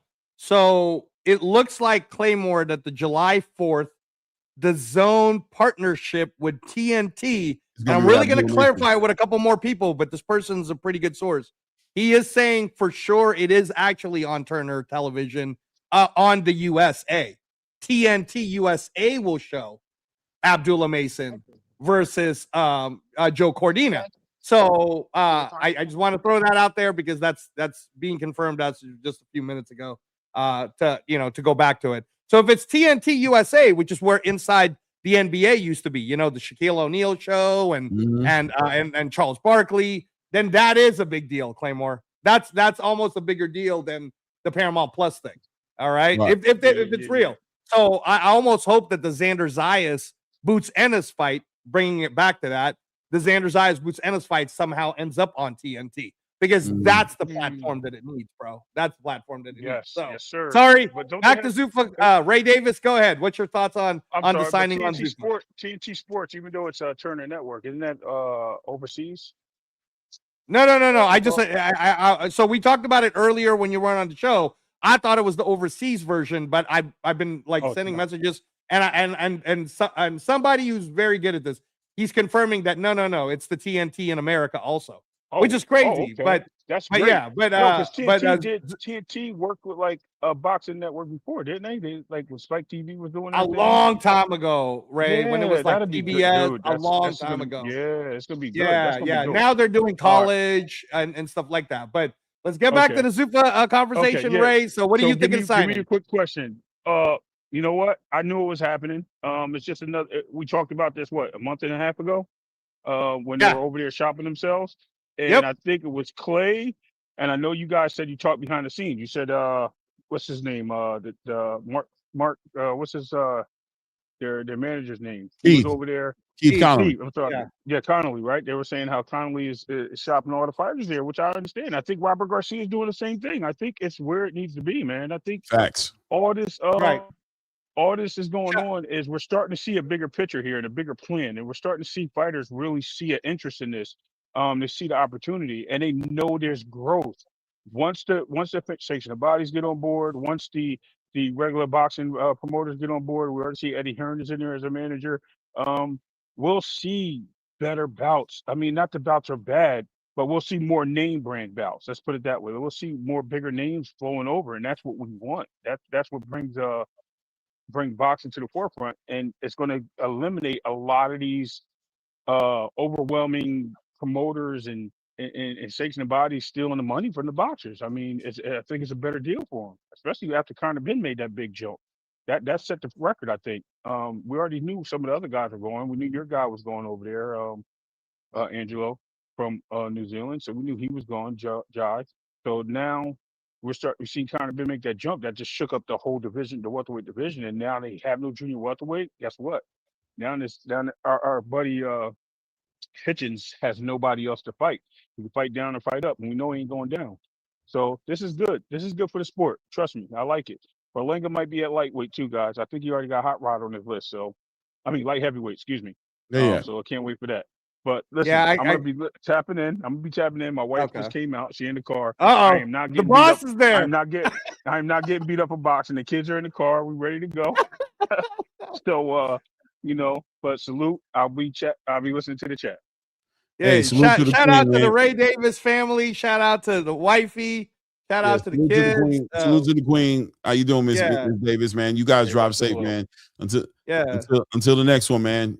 Looking forward to seeing you back. Shout out to the Pittsburgh Steelers too, Ray. You and I are going to be talking NFL soon. I got to get you back on the show. You need to just jump ship. We got enough room over there. We got fans all over the globe. I ain't jumping nowhere, bro. Fernando Mendoza coming. Talk to you soon, Ray. All right, brother. That's our guy. Ray Davis. That's my guy Ray on vacation, man. Wanted to tap in. He got the link to come up. Like he's able to come up. I thought he had the studio link. I'm like, bro. I think it's because he was on his phone. And he's not in his office. Okay. He's not in his studio, so he couldn't really make it happen. Just don't be coming up like right away. You gotta let us introduce you or something. No. He doesn't do that anymore. He doesn't do that anymore. But he could have came up easily in the back.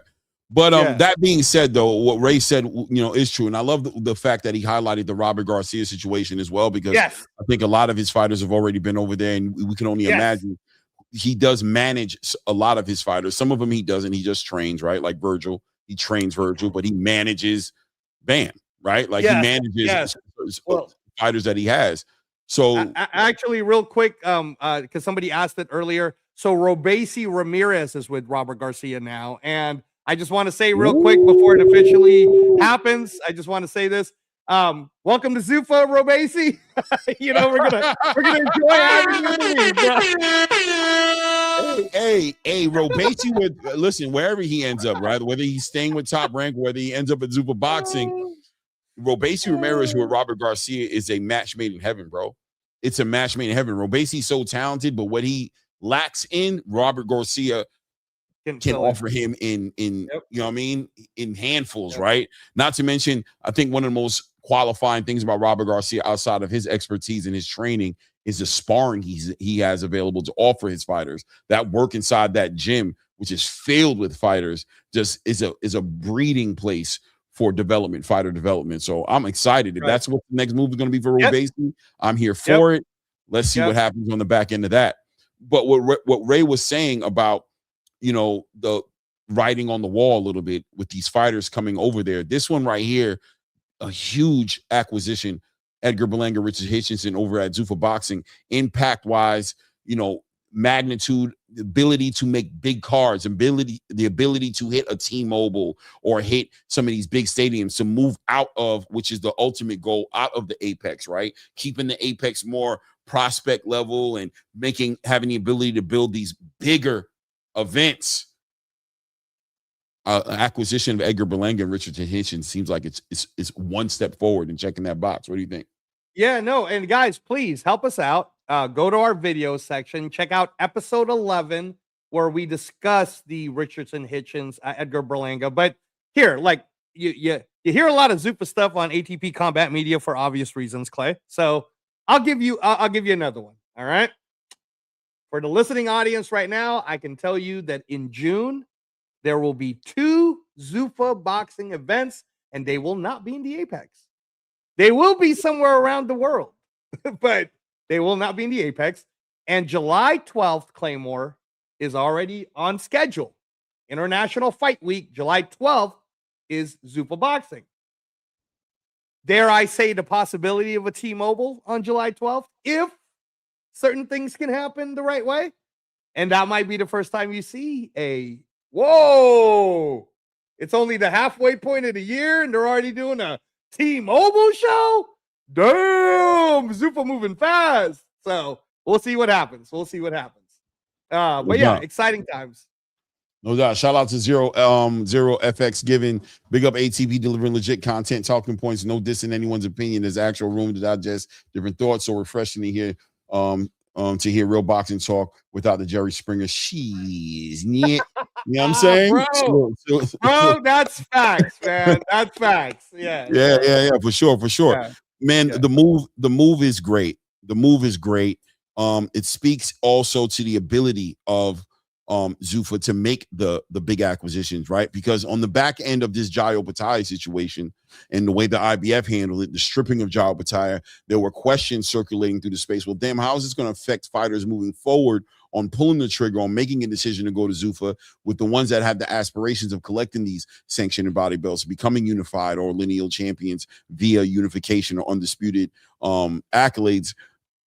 This kind of like speaks to that a little bit, right? Where you have a champion, in particular an IBF champion, and Richardson Hitchins take this opportunity. Clearly, you got to think that belt is probably in danger of not being there no more. He's probably just moving up to 147 regardless.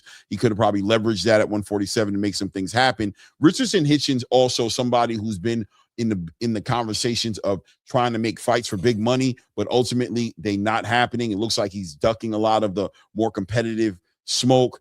He's catching a lot of backlash right now just off the strength of fights that it seems like a picture could be painted that he's running away from, right? That he's getting away from this traditional space where Gary Antoine lives, where Shakur Stevenson lives, where Devin Haney lives, where Brian Norman Jr. lives, where Oscar Duarte lives, and he's moving away from the space to go into a space that maybe somebody would consider a safer space.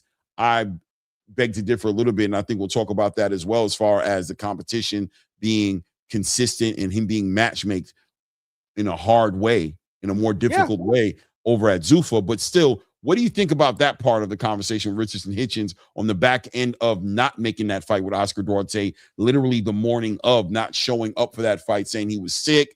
And you know, there's a lot of controversy behind the real reason behind that. Even Robert Garcia kind of spoke on it and said, I'm not really drinking from that cup of Kool-Aid.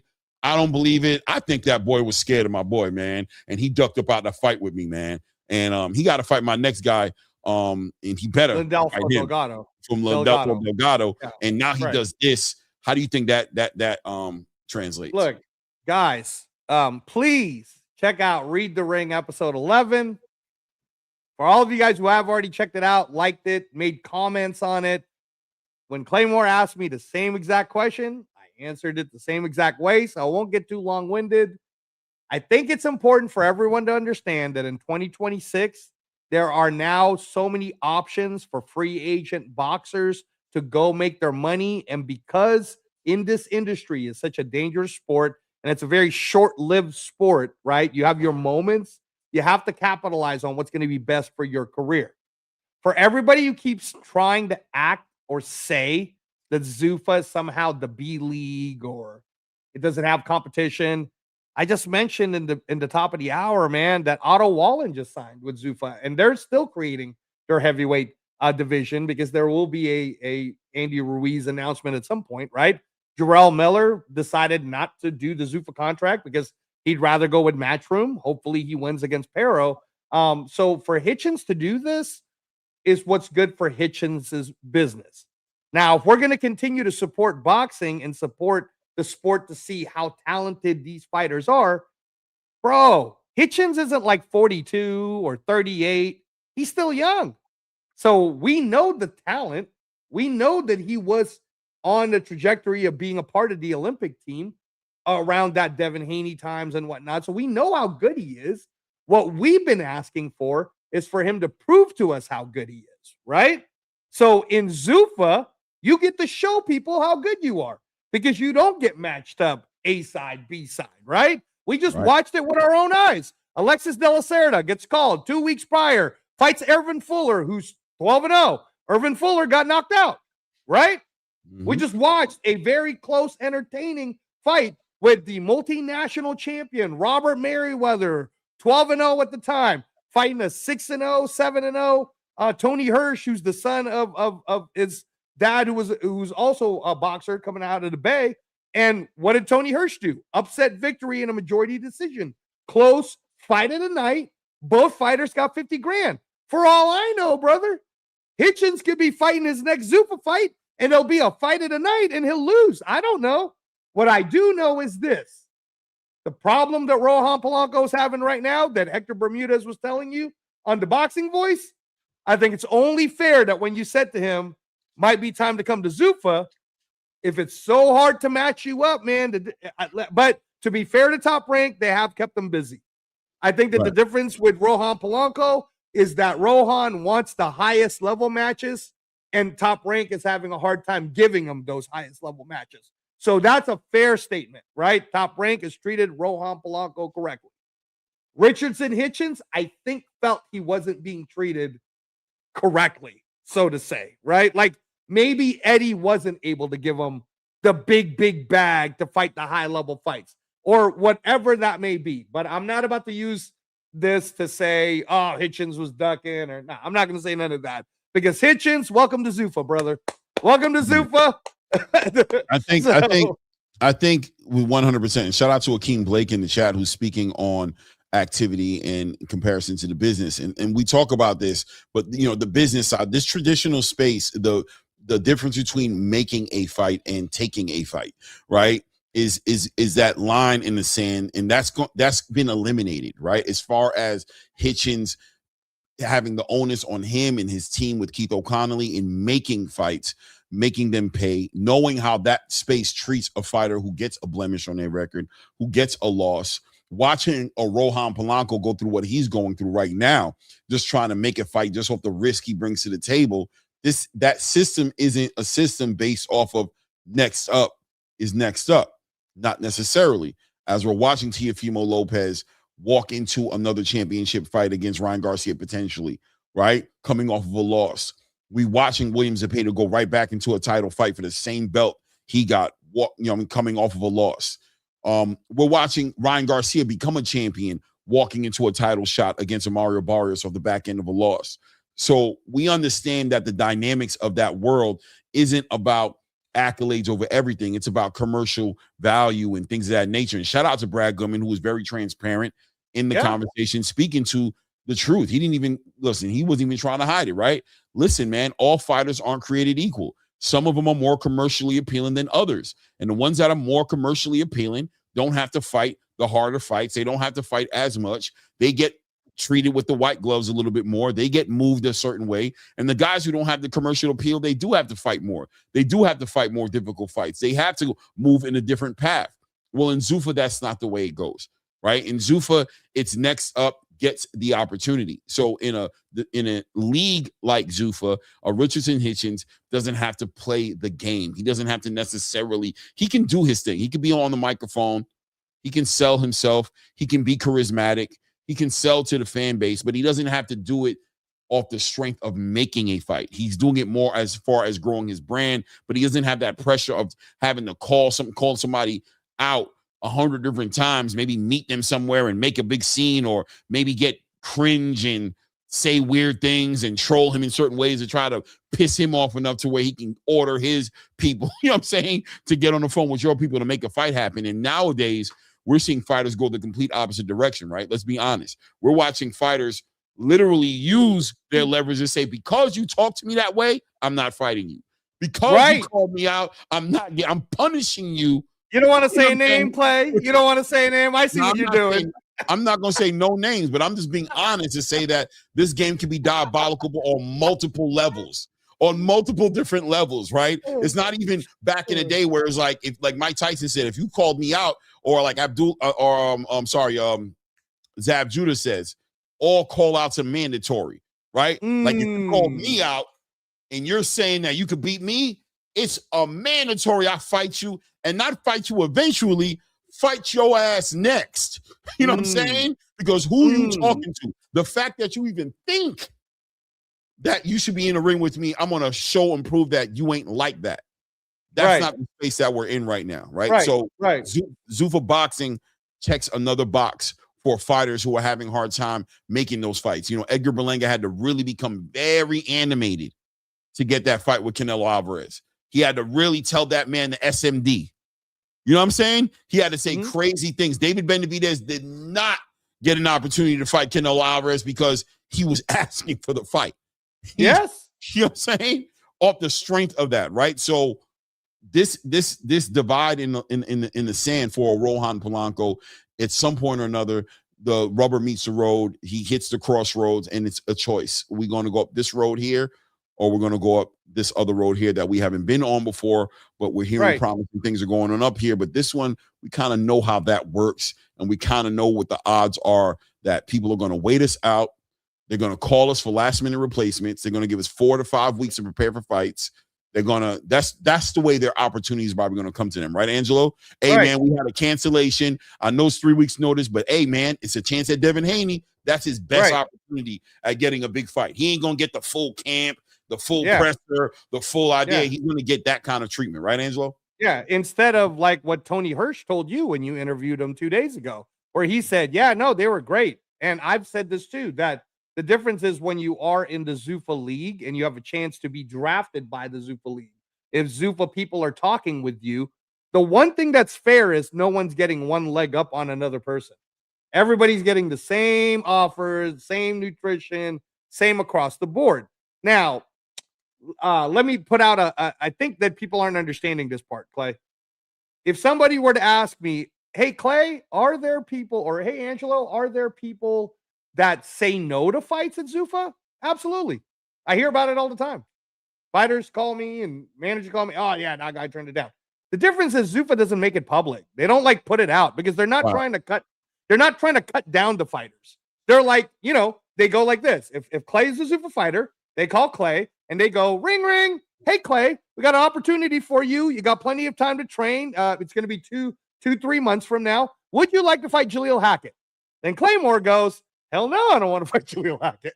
Then they go, thank you very much. and they move on to the next part of the roster. They're not going to out it. They're not going to put it out there. They're even telling their fighters, like, don't do that, man. It's a league. We're all trying to grow. If they don't want to fight you now, then eventually they'll fight you. Now, here's the best part of that, Clay. Claymore's on a 3-fight contract. If Clay says no a little too much, we don't really have to renew Clay. You know, right? Like, he can go ahead and go back to the other space. That's fine. If that's the way you want to move, Clay, that's no problem. But when we offer you a fight, like Tony Hirsch got offered a fight, did he say no? He said yes. The next time he gets offered a fight, it's most likely, Clay, going to be another step up. Because you don't step down from Robert Merriweather. You step up from Robert Merriweather, right? Tony's got 2 fights left. So it's going to be up to Tony's prerogative. And I can promise you guys right now, Jaleel Hackett, shout out to my guy, shout out to the Hackett family. Matchroom had a very hard time matching Jaleel Hackett because there's a lot of people that don't really want to fight Jaleel, right? It's always what Claymore was talking about. Well, it depends on the money and it's not the right time, blah, blah, blah, whatever. Jaleel Hackett also gets a lot of no's to a lot of different opponents that all flat out just go, no, we're good. Jaleel's still fighting, though, I can tell you right now. And Jaleel's probably on this next fight is going to be fighting on a main card because there are people who are willing to say yes, right? And shout out to James Perella, who's making his Zuffa boxing debut, coming from the other world to fight a Julian Rodriguez. Claymore, hey, undefeated James Perella in the other space would probably get signed and built up or get signed and be fed to the wolves. But in the Zuffa League, James Perella knows when I come in here, I'm going to do my best against Julian Rodriguez. If I lose, I'm not going to get kicked out of the league. I'm going to get another chance 2 more times, right? Isn't that a more structured, better league for not only the fighters and the fans? Isn't that just better? More fair? I mean, listen, it's better for us. You know, somebody said something over at Ness's channel before, and it made me laugh, right? Because it was so true. It was so true, right? And what was true about it was he said, you're gonna get all the treatment, right? You're gonna get the Apex Fitness Center, the PI, whatever you're calling it. That you get the nutrition, you're gonna get the recovery, you're gonna get all these different perks, but they're not going to treat you as nice when it comes to the matchmaking, right? He said they're not going to treat you nice in the ring. But they're not going to treat you not nice either, Clay. It's just even. He's basically saying that's where you get fucked with Zuffa, right? You get fucked in the ring because you don't get the treatment that, you know. Shout out to Brad Goodman once again today, who spoke very frankly. So it's on the Boxing Voice. I'm not outing anybody, right? But he spoke very frankly about the idea behind the Robert Merriweather fighting and Tony Hirsch. And he clearly sounded like he wouldn't have made that fight happen. He feels like, you know, these young fighters shouldn't be in 50-50 fights. He feels like they should be developed more, and it shouldn't be 50-50. It should be more like in their favor. Build them up, build up their brand, build them up in a certain way. And he said it so frankly that I understand that it's not a hidden thing. It's a rule of thumb. It's the business of boxing. It's how it's how Top Rank gets their value out of a fighter. It's how Top Rank promises a fighter millions of dollars by saying, we're going to build you up. We're going to make you look great. Fans are going to love to see you. And then towards the championship legacy part of your career, you will be fighting way more competitive fights. And at that point, it'll be on you. At that point, it's on you to show improve, build yourself, become a champion, so we can put you in bigger and bigger events. I think that's fair. And like I told him, I gave him respect, and I said, to be fair, Top Rank is one of the best at doing that, and at probably the same time developing. The best. Right. And it's 2 things, right? You guys they're great at balancing it. They build your brand, but at the same time, they develop you as a fighter. They up the competition gradually the right way. But like I said to him, too many promoters aren't drinking from that same fountain.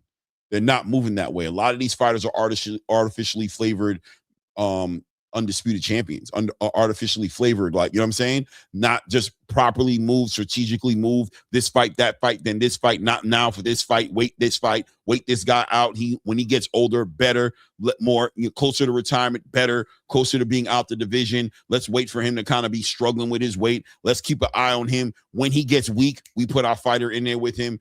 That's how they move it. And I think fans we're on to that, because it's being abused. It used to be palatable, right? It used to be palatable where you saw it, but you were like, all right, but you still saw the trajectory. Now it looks like a fighter like Gervonta Tank Davis, not to bring him up, because I'm sure we'll get. Oh, here we go. Chat, here right? we go. Oh, no. I'm sure we got 100 people in the channel jump on. Oh, no. You can't do a show without saying his name, right? Oh, my God. Here we go. All right. Go ahead. Like that, who's done a lot. We've given him a lot of money. We've been loyal to him. We've celebrated him. But when it came time for him to return to the space, as far as I'm going to beat those guys that you wanted to see me fight, he's playing the other game. He's going the other way. He's retiring. He's moving out the way. He doesn't want to, you know what I'm saying? We're seeing that happen in real time by a lot of fighters who've done that, in my opinion, right? But he's just the one right now that I'm going to say has blatantly kind of just made that move happen. Errol gave us the fight, right? Jamel gave us the fights at 154 and became an undisputed champion. Right. You know, Terrence, obviously, we don't need to talk about that, right? Yeah. Shakur is in it to win it. He's trying to play the game the right way. Devin's trying to get those fights and make it happen. So it is what it is. Zuffa just provides another lane for these guys. How do you think, Brad Goodman spoke about Edgar Berlanga fighting at 175. Didn't seem very confident. And said, man, 175 for Edgar. I don't know if that's a move for him. What do you think about that? Yeah, no, we'll find out about that. Before I give you guys my opinion, shout out to everybody who's still with us right now. Shout out to everybody who's hit the like buttons. Let's get to some super chats. Go ahead, Clay, with Pop Shop Talk. Yeah, Pop Shop, what's good with you, man? Says Xander is Boots' best competition. That's what I said. We've heard the levels statement before. Boots is overconfident.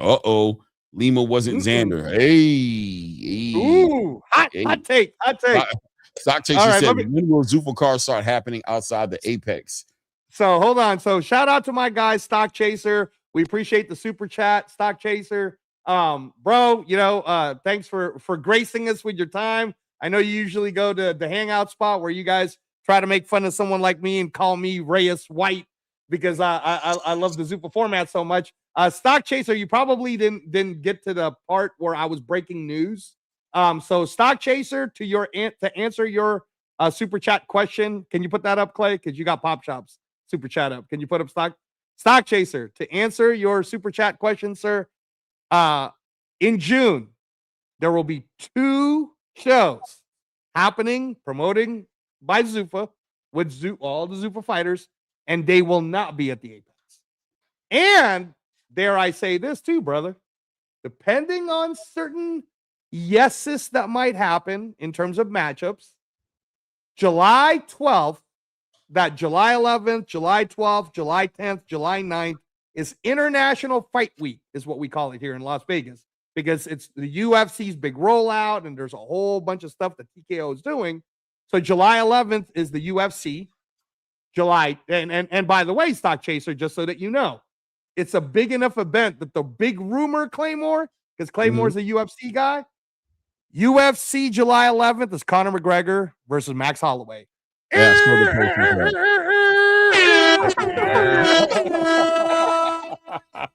All right. So now the reason why I'm saying this, Stock Chaser, because, shout out to you, shout out to the hangout spot again. All love to you guys, even though you've been trying to make fun of me loving Zuffa from the beginning. It's all good. It's all love. It's all love. The Conor McGregor Max Holloway fight, when it's getting promoted, they're going to use that promotion to also promote Zuffa boxing for July 12th. And if that's the case, and certain people actually say yes to matches for July 12th, Clay, I'm telling you right now, you heard it here first. You might be seeing Zuffa boxing, T-Mobile Arena, July 12th. There's your answer. I'll bow out. J Pitt City in the building. Appreciate the $5, man. Appreciate the love. Says, are we saying Zayas is a cherry pick? Or is he a great fighter? Let's get it out the way now instead of calling him a bum after Boots takes him out. Hey, brother, I hear you, man. And I think listen, man, that's what we can't do and we shouldn't do. And we're not going to allow that to happen here. But listen, I can't speak for the space, fam. You understand what I'm saying? I just can't do it. I wish I could, but we got some crazy, delusional, deranged fans out there, bro. You know what I'm saying? Who are just gonna do what they want to do, bro. But there's no way in hell. Without a doubt, the point is well taken, and I've been speaking it everywhere that I go on to, that the only way Boots gets the flowers that he deserves from beating this guy is for us to celebrate Xander Zayas for what he actually is, which is a unified champion. We have to acknowledge how great this guy is being made. We can't keep on playing these games like somebody was doing earlier, trying to dismiss this fight as a fight that's being forced, or it's, you know what I mean, it's a lopsided fight or a cherry pick, or, you know, no, this fight is the signature fight that Boots has been waiting on. This is his fight. This is a big fight, especially adding all the outside elements to it, including a Terrence Bud Crawford.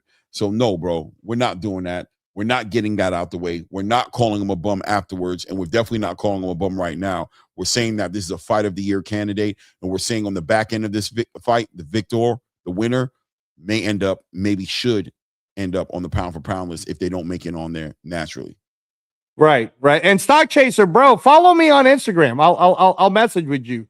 I miss you, man. I miss you. I you know, that's just doing a lot of co-hosting duties here for ATP Combat Media, and just, you know, miss you over there at DHS. But follow me on Instagram, Stock Chaser. Clay, I'm sorry, I have to answer Stock Chaser's question. That's my guy. The question again you were asking me was what? My bad, bro. Me? What I was asking you? Yeah, before I got derailed. Edgar Berlanga 175. Yes, thank you. Thank you for bringing me right back to speed. I appreciate you. So Edgar Berlanga fighting at 175. We won't know until we don't know what we don't know. Right? But what we do know is this. Edgar Berlanga will have a chance to train in Vegas. Edgar Berlanga will have a chance to train at the UFC PI. And when you got people like Alex Pereira and all of these guys that are using that facility, I think that's going to be good for Edgar Berlanga to even learn his body up a little bit. Because we know that even in the Canelo fight, weren't they talking about how Edgar Berlanga was weighing like 200, 205 when he fought Canelo? That's what I remember, right? And I remember there were rumors that he was thinking about going light heavyweight anyway at some point to fight the David Morrells and David Benavidez and things of that nature. Right. So with that said, I don't know. There's definitely a lot of, fair question. How do you think Vosnik versus Edgar Berlanga would look? Vosnik just got knocked out by Hot Rod Kaladzic, right? So Edgar Berlanga, Vosnik, International Fight Week, July 12th at 175. That doesn't look that bad of a matchup to me, right? You see what I mean, right? So when we're saying, I don't know, you know, or what was it? Brad Goodman said he didn't think he could do that well at 175. He doesn't know. Hey, look, Top Rank had him. That's a fair statement to make. But we don't know what we don't know. And last time I checked, Edgar Berlanga is not like 85. Okay, he's still a young man. And he's all about trying to get that paper in that business. There's a nice multi-fight deal for him. He's getting paid a lot, Clay. Let me stress the point that he is getting paid better than what he would have gotten out of Matchroom for sure. Right. So with that said, I think he'll be just fine at 175. I think he'll be fine fighting at 175 against the roster. And win or lose for Edgar Berlanga, he's still going to be a Puerto Rican star. So that's not even going to be a question in hand. I do want to point out, though, that it's also possible, Claymore, and when we've been talking about this since last year. Brayhan Gorham is an exact example. The Ring Magazine cards will include all the sanctioning body and one basketball style of boxing, along with Zuffa boxers, Zuffa roster, and the NBA League style of boxing. All right. And this Saturday on the Arslanbek Makhmudov versus Tyson Fury event, we are seeing Zuffa fighter Conor Benn fighting a possible future Zuffa fighter announcement in Regis Prograis. Possibly. I'm going to hold that to my lip for now. Let's see how the fight goes. And then we're also seeing Brayhan Gorham fighting on the preliminary cards. He's a Zuffa fighter. There's actually 2 Zuffa fighters in there. I have to check again. That's on it. And you and I have already talked about the Egypt card having Zuffa fighters on it. and all 4 sanctioning bodies. So I say that to say that don't be surprised if Edgar Berlanga fights at 168 also on his next fight in a Ring Magazine card. That's also very possible. Right. So we'll see. We'll see. But if the question was at 175, how do I think he'll do? I think he'll be fine, bro. I think he'll be fine. Yeah. We'll see, man. That transition is going to be interesting to watch happen. You know, obviously, I'm expecting him to bring up some speed. He's always been a big puncher. I ain't gonna lie, man. Against a Voznik or Hot Rod, great fights, but yeah, bro. I picture him taking some L's in the light heavyweight division. Not a lot of them per se, but you know, I mean, he's gonna have to deal with some adversity 100% up there. But he's got to be ready for it. He signed the contract, he signed the deal. He seems to be excited to move forward in that direction.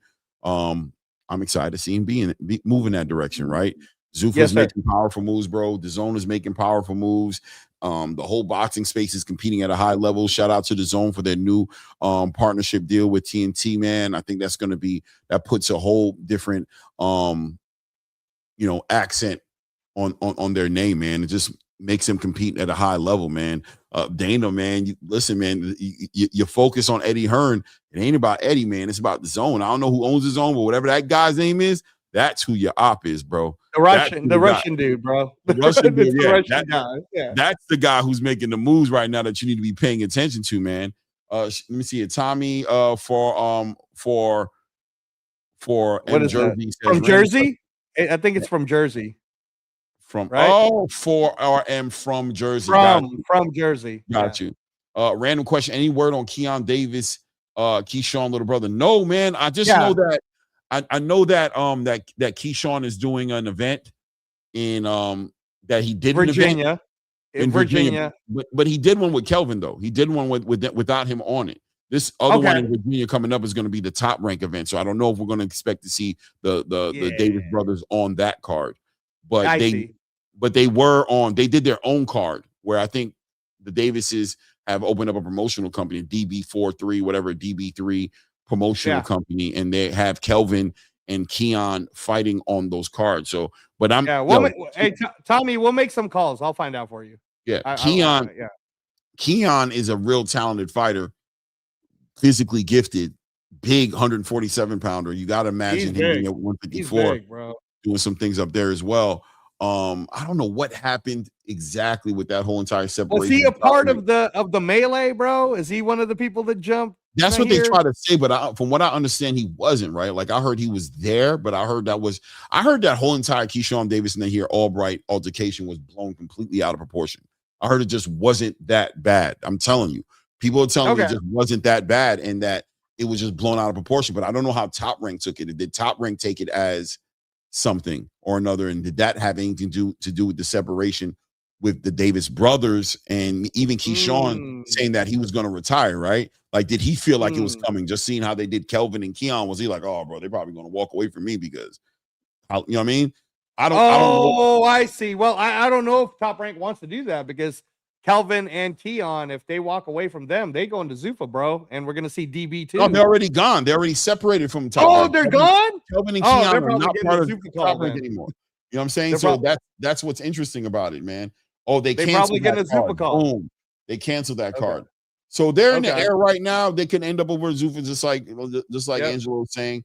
We got to see, but great question though, because I haven't looked. Yeah, great question. I haven't seen Keon or heard about Keon, and I think he was I was looking forward to see what he was going to do with his career, man. It is what it is, man. If they're smart, they go to Zuffa. Yeah, man. Yeah. Hey, see what happens. You ain't lying, Akeem. You ain't lying. What else did we have on the slot for the live? We talked about DAZN. We talked about Zuffa. We talked about Xander and Boots. Oh yeah, I mean, we got the card going, and we got Tyson Fury. And we got my bad. Okay, let's end with that, and then we'll make a couple of announcements. So April 11th, 11 a.m. Pacific time, 2 p.m. Eastern Standard Time. We are going to be seeing on Netflix, free to access to over 300 global subscribers, Tyson Fury versus Arslanbek Makhmudov. And on the main card, we're going to see Zuffa Boxing Zone, Connor Ben against Regis Prograis as the co-main event. And then also To open the bout is one of my favorite heavyweights coming out of Australia. A huge amateur background, an Olympian for Australia. Justice Hooney is fighting the other Olympian, bronze medalist in the 2020 Tokyo Olympics, Frazier Clark, in an opening heavyweight bout. Featured after that will be Richard Riakporhe making his comeback in the ring against help me out, Clay. It's one of your guys, Richard Riakporhe versus. Why am I forgetting the name right now? I'll pull them up for you because I don't remember. Yeah, no, it's a heavyweight. Richard Riakporhe versus. I'm gonna hate myself when you say the name. Richard Riakporhe is fighting against Frazier Clark, Justice Hooney, Richard Riakporhe versus. It's a heavyweight. Come on, help me out, Clay. You're killing me. Oh, why am I messing it up, guys? We're almost there. We're almost I'm there. usually on point with this stuff. Riakporhe is going to fight against is he fighting against he's on Jaime Cheshkiva. That's TKV. There, see, I knew it. Oh, yes. Jaime TKV. Yeah. Jamie TKV. So right. TKV versus Richard Riakporhe. TKV and David Alley just had a tiff. So TKV versus Richard Riakporhe. So Justice Hooney, Frazier Clark, Olympian. Then TKV, Richard Riakporhe, very popular in the UK. And then Conor Benn versus Regis Prograis. And then Tyson Fury versus the big Russian monster, Arslan Bek Makhmudov. Talk to me, Claymore. What do you think of the Netflix free-to-access card? I think it's going to be a decent card, man. I'm looking forward to seeing a lot of these fights on the card, man. I think it's going to deliver for hardcore boxing fans. I don't know how it translates commercially. I know you're saying it's getting a lot of commercial outside marketing outside the boxing, outside of us. So that's going to be that's an opportunity for the boxing community to grow, the boxing space to grow. I hope these fights deliver. I mean, I'm looking forward to the Conor Benn versus Regis Prograis on there. I'm even looking forward to the Justice Hooney Frazier Clark fight, and I'm looking forward to seeing what Tyson Fury really is doing back in the heavyweight division. Will Makhmudov? You know what he's doing back. Yeah, well, I want to know if he's equipped to do what he's doing back, right? What he's coming back to do. I want to see if he gets through Makhmudov, right? Like I want to see. Are you back? We just saw Deontay Wilder last week, kind of make his he threw his ticket in the hat, right, or his hat in the ring.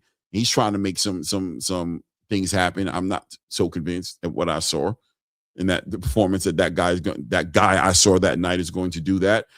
Let's see what Tyson Fury does, right? Let's see if he makes the real argument. Tyson Fury's already gone on social media and said, AJ, don't do Deontay Wilder next, bro. It should be me and you. That's what it's supposed to be. So let's see him make the argument right now. As I stated, AJ's kind of got like a Ryan Garcia energy about him right now as far as being the money man, right? He's the guy who's 100% in the driver's seat right now to making some of the biggest money-making fights in the heavyweight division right now. He has his choice, his pick of the litter. So let's see if Tyson Fury makes that argument. I'm interested in seeing how Conor Benn looks on this weight cut, brother. This man is looking like skin and bones, fam. It looks like the worst thing you could do to Conor Benn is eat a plate of some Filipino empanadas in front of him. It looks like it would be criminal of you, sir, to even be in a room eating. I think you would just be like, I think they ban you from all of his locker rooms and all of his events if you were to do that to him right now. That man is looking like he is. To say he's looking parched is an understatement, brother. What do you think about Conor with that big old head, big old head at 150 pounds, whatever the catch weight is going to be? Okay. Can I put my trainer hat on to answer this question, Clay? All right. Have at it, brother. Have at it. Trainer hat on. I think that obviously coming all the way down from his last fight, which is 160, it was probably a bit of a stretch to even get to 150. Okay. I mean, you saw Roy Jones, man, went from that 205 all the way back down to 175. That was rough, right? And then, but having said that, I don't think Regis Prograis is the guy that's going to challenge this physical weight cut. okay, so much. And I still think that Conor Benn will win one way or another, right? He'll either win by knockout or it'll get stretched out to decision, but Conor Benn's going to win one way or another. Okay, Clay? But having said this, I think this full camp of him being disciplined and getting down to that weight cut will determine how good his physical set will be on his next fight at 147. So Right. this is kind of like the camp that helps his body get used to it. And when we see him at 147 again before the year is up, a Ryan Garcia versus Conor Benn fight would definitely be the fight to make if Manny Pacquiao versus Devin Haney does get made. So again, this is like a stopgap of his body getting used to it. I'm not as worried as you, although I agree I probably should be arrested if I brought a box of Casa de Empanadas. Shout out to Casa de Empanadas, the best Filipino empanadas in the business. So here in Las Vegas, but yeah, that would be wrong for me to do that to Conor Benn. But he is looking bone dry. I agree with you. Okay. And he hasn't even hit the scale yet. I know, bro. I know. He's gonna make the 150. He might actually I be know. like 149.5 or something, right? 149.5. Okay. Yeah, you might. But as far as Boy gonna Regis eat a nice Prograis, plate of air before he goes on that on that nice bowl of hot steamy air for Conor Benn. Have it flavored. Put a bouillon in that motherfucker. Go ahead. I think he's doing all right, man. I think he's doing all right.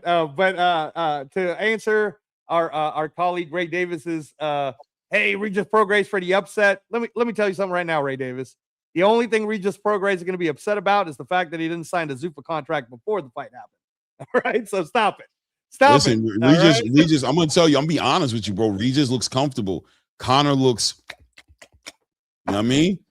Conor looking like it sounded dry. Don't even sound. He don't even share too many words. He's staring people down a lot longer than he normally does now. He's staring. He's not doing a lot of talking, bro. His head is big and round, bro. I don't know, man. Like, you know what I'm saying? Like you know what I'm saying? He look like an orange on a toothpick, bro. He looking like he been cutting that weight. We're gonna see what he does, man. But Regis looks comfortable. Regis is comfortable. Regis is getting a chance to eat the empanadas. He's training here in Vegas, bro. Yeah, he probably was just there the other day. He's fine. Yeah. Regis is living his best life, getting a nice fat check to get a chance to go to Tottenham Hotspur Stadium and you know have a good tiffy. Yeah. You know, have a bit at it. Let's have at it then. Me and you bring it in. Let's have at it then, and let's find out. Regis Prograis. Yeah, I'm not even picking nobody to win this fight, bro. I'm gonna be real with you. I'm not. You're gonna do my guy like that, bro. You're gonna do Conor Benn like this, bro. Conor Benn doing himself that way. He needed an IV, bro. He's fucking going through it, man. He needs that vitamin C. He needs to holler at Ryan Garcia, bro. You know what I'm saying? What does he need? Hold on. Let me see if I got it right here. I think I got it right here. Hold on. You know what? Oh, here we go, guys. Here's Clay. It's crazy. You put vitamin C too? I just put on glutathione right now. I'm gonna put vitamin C and everything in here. It's weird. You start tasting it in your mouth. I love that. And you know me, I mean, when you're on low lack of sleep, you want to fill your body with vitamins. Just everything you need. As long as we get the work done, I do whatever. If I want to go shopping. Wow. Ryan, man, get that vitamin C, bro. Conor, okay, bro. you know what? Chat, man. Guys, again, thank you for hitting the like buttons. Thanks for sticking it out with me and Clay. Clay, to be fair, can you at least show a footage or a picture of Conor Benn currently today? Because they had the press conference and everything. Okay, let's I'm just saying, chat, you tell me. Is my guy in trouble? Is Conor Benn in trouble? Because Clay's making it seem like Conor Benn looked like Skeletor. All right, like look, he's fine. He's fine. Everything's good, baby. It's all good. It's all good, baby. Keep in mind, he has not cut that final bit of weight, so he's. What you're seeing is him. Hold on a second. He's disciplined, baby. He's disciplined. I know he is, man. He probably good, but let's take a look at him anyway. Hey, let's take a look at him. Chad, come on. Tell us if you think Conor Benn's in trouble. 2025 Fighter of the Year candidate. He is Conor the Destroyer Benn.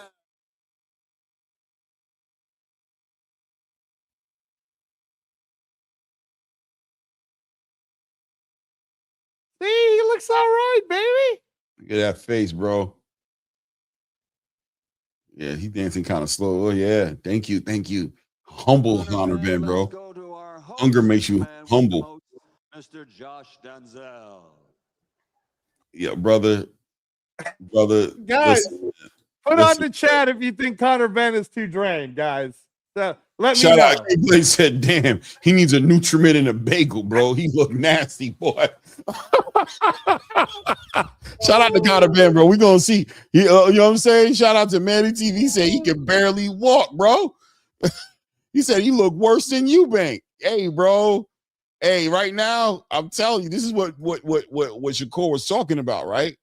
Shakur was like, "Yeah, bro, this is what Chris Eubank went through." Could we see karma come back and smack Conor Ben over his forehead on Saturday, bro? I mean, is it karma to make 15 million in one fight, bro? I don't think it's very I mean, that's good karma right there, but bad karma is getting knocked the hell out because you ain't got no liquid around your brain. But you know let's be honest, all right? Look, man, you guys want to do this? You guys are going to make me do this with one of my guys, Regis Prograis? Yeah, honestly, how did Regis Prograis look in his last fight, Clay? Be honest. Round one says Conor Ben ain't looking like a skeleton in the closet. He fine. Yeah. Yo, what'd you say about what'd you say last? No, I said so. You're making me do this. How did Regis Prograis look on his last fight? He looked horrible. Jojo Diaz was bouncing him around the ring. Yeah. What are we talking about? We're talking about Conor Ben needing a glass of water. We're not talking about Regis Prograis, bro. We're not. I'm saying though. Okay, the question I'm putting back at you is: do you believe that Regis Prograis eating a bunch of empanadas, getting up to 150, is good enough at this point of his career to challenge Conor Ben depleted? I think Regis Prograis is a puncher by nature. He's a fighter by nature. I think Conor Ben is a fighter by nature, and he will fight Regis Prograis. Or maybe he'll box him too, because he boxed with Chris Eubank in that last fight. He did box him. Listen, man, I think a bad weight cut could hurt a fighter like Conor Ben against a fighter like Regis Prograis, who all he has is probably a puncher's chance and would benefit exponentially on the back end of a bad weight cut, right? If the impact of his punches become way more significant because of, being depleted, that gives Regis Prograis an opportunity that he wouldn't have had in a good weight cut version of Conor Ben. In my heart of hearts, I'm leaning towards Conor Ben to win this fight. I think he's the better boxer and fighter than Regis Prograis. But something about a F-bomb weight cut is just, it hits different. You know what I mean? I done seen great fighters, bro, look crazy on the back end of a bad weight cut, who are great fighters, but on the back end of a weight cut, were just getting beat to the punch. Punches were hurting more. The impact was more. You know what I mean? They sweat it out. Usually, I've seen depleted fighters, Reyes, look good for the first 3 rounds. About a 4th, 5th round, look completely different than what they did in the first round because the sweat, they dehydrated right there in the front of our eyes, right there inside the ring. Went from energetic, moving around, making things happen to about a 5th round. What the hell happened to this guy? Then all of a sudden he gets hit with some weird shot and he's got the jelly legs and he can't get his legs back. Now he's fighting for 5 rounds with no legs. I agree. I agree with you on all of these points. Can Regis Prograis beat that kind of a situation? Yeah, he can win to a Conor Ben who gets hurt and doesn't get his legs back. He can do it. Okay. I can agree with all of your points because you're bringing up factual things that we've seen, right? But first of all, Stock Chaser, the fight is contracted at 150 pounds. So he doesn't have to make 147. This is a 150 fight. No, he's saying just for future reference, how does he? Oh, well, I'll worry about that after this fight, bro. I'm not worried about that right now. He got time, right? Secondly, Conor Ben, he says he's disciplined and he's going to make it happen. I just don't believe the way Regis Prograis looked on his last fight. I don't believe Regis Prograis getting a chance to eat a bunch of empanadas from Casa de Empanadas here in Las Vegas is going to all of a sudden make him have superpowers. And because he looked how he looked. He looked how he looked. He's with Coach K as well. And by the way, Regis looks great.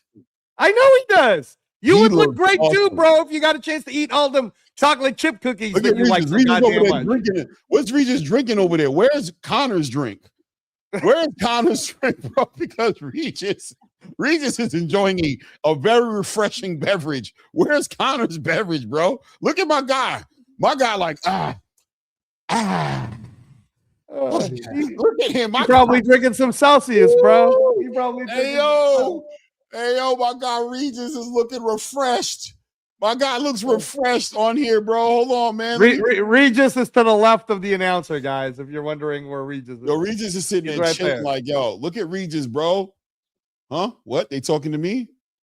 No, I'm thinking about them empanadas that's waiting on me in that hotel room. What's going on? What's he got? Where's his water? This man looks concerned. Sir, are you focused? Oh, man. Yo, my guy got the struggle look on his face. Sir. Why are you doing this to my guy, bro? Connor, Hey, don't bro. listen to Claymore, man. My guy looks like he's thinking about stuff. Lord child. Oh, don't listen to him, stop. don't listen to him, bro. Connor. Hey, bro. Come on. Don't listen to him, Angelo, Connor. you can't. Angelo, my guy looking concerned, bro. I'm not concerned. Connor Ben's gonna do Regis dirty, bro. Watch. I'm not concerned. I'm not concerned. Lord child, help me, Lord child, bro. Yeah. Somebody help my man's out, man. My guy Connor Ben, bro. I fuck with you, Connor. I met Connor in New York during the at the Ryan Connor's Garcia a fight. I met him. dude, man. We talked for like 15 minutes, you know what I'm saying? Him and his lovely wife, and he was just coming off of an interview. And I talked to him a little bit, gave him a lot. I said, I can't wait to see you again. You did great in the first fight of the year candidate. I don't know if you're going to get the rematch, what you got planned next. And that man said, man, 147. And I said, okay. And I let it be. I said, watch He your was mouth. probably intimidated by your big ass, bro. He's probably looking up at you. Like, he's not very big, man. Connor's not a very big dude. Nah, he's not a very big dude at one, but he wasn't, you know what? He wasn't 147. So he's even smaller than that. Listen, bro. He was nice and hydrated, bro. Probably, you know what I'm saying? He's looking at that guy right here. This guy that I'm looking up, not over here, but the other guy on the other side, bro. My guy's looking concerned, bro. Let me go to my guy again real quick. He's talking to him. Look at him. Look at him. What's he looking for? Oh, bro, man, the eyebrows are protruding, but he has defined eyebrows and cheekbones. You heard? That is a handsome young brother right there, bro. Look at them cheekbones, man. Look at this guy right here. That's because he's getting a chance to eat all the chocolate chip cookies that you like so damn much, bro. He looked like a little Van Houder right there. He just looked like he doing his thing, bro. You know what I'm saying? Don't do that. Don't do that, bro. Don't do he that. looked like. Bro, Don't do that, bro. A little frustrated right now. Look at him. His father looked like he will beat him right now like a child. Like he could control Connor. You know what I'm saying? Why Connor look like that? What is he looking for? He's looking for saliva in his mouth, bro. He's thirsty. He's looking for something to quench his thirst. This is not right, guys. This is not. Hey, Clay, stop it. Connor Ben, we are the channel's a huge fan of you, bro, and I rock with you. I'm a real fan of you, bro. I'm concerned like you are in this video. I'm just as concerned as you are, bro. Except I ain't gonna lie, looking at you, all I can think of is, man, Ray Davis. Why you calling him Drew Hill, bro? What is that's all going I can on? think about. He made me grab this bottle and take a sip of water. He made me thirsty. Looking at him made me thirsty, bro. I'm so grateful for water. Bro. You guys are wrong. Water. Anyway, guys, it is what it is, man. I appreciate you guys. We talked about it all, man. We talked about Zuffa. We talked about DAZN. We talked about Hitchins, Berlanga. We talked about this card right here, some of the fights on it, man. Shout out to all the fighters in the game, man, putting their lives on the line, man. Be healthy. Good luck in your next fights. And once again, I said in the beginning of the show, I'll say it at the end of the show. Anybody who feels like slighted or feels, listen, man, we try to represent you guys in the best way we can. We love all you guys, bro. We appreciate any time you give with us. You know what I'm saying? Never personal. Matter of fact, it is personal. We personally want to see you guys do great. You know what I'm saying? And we try to really invest in the success in your career in a passionate way.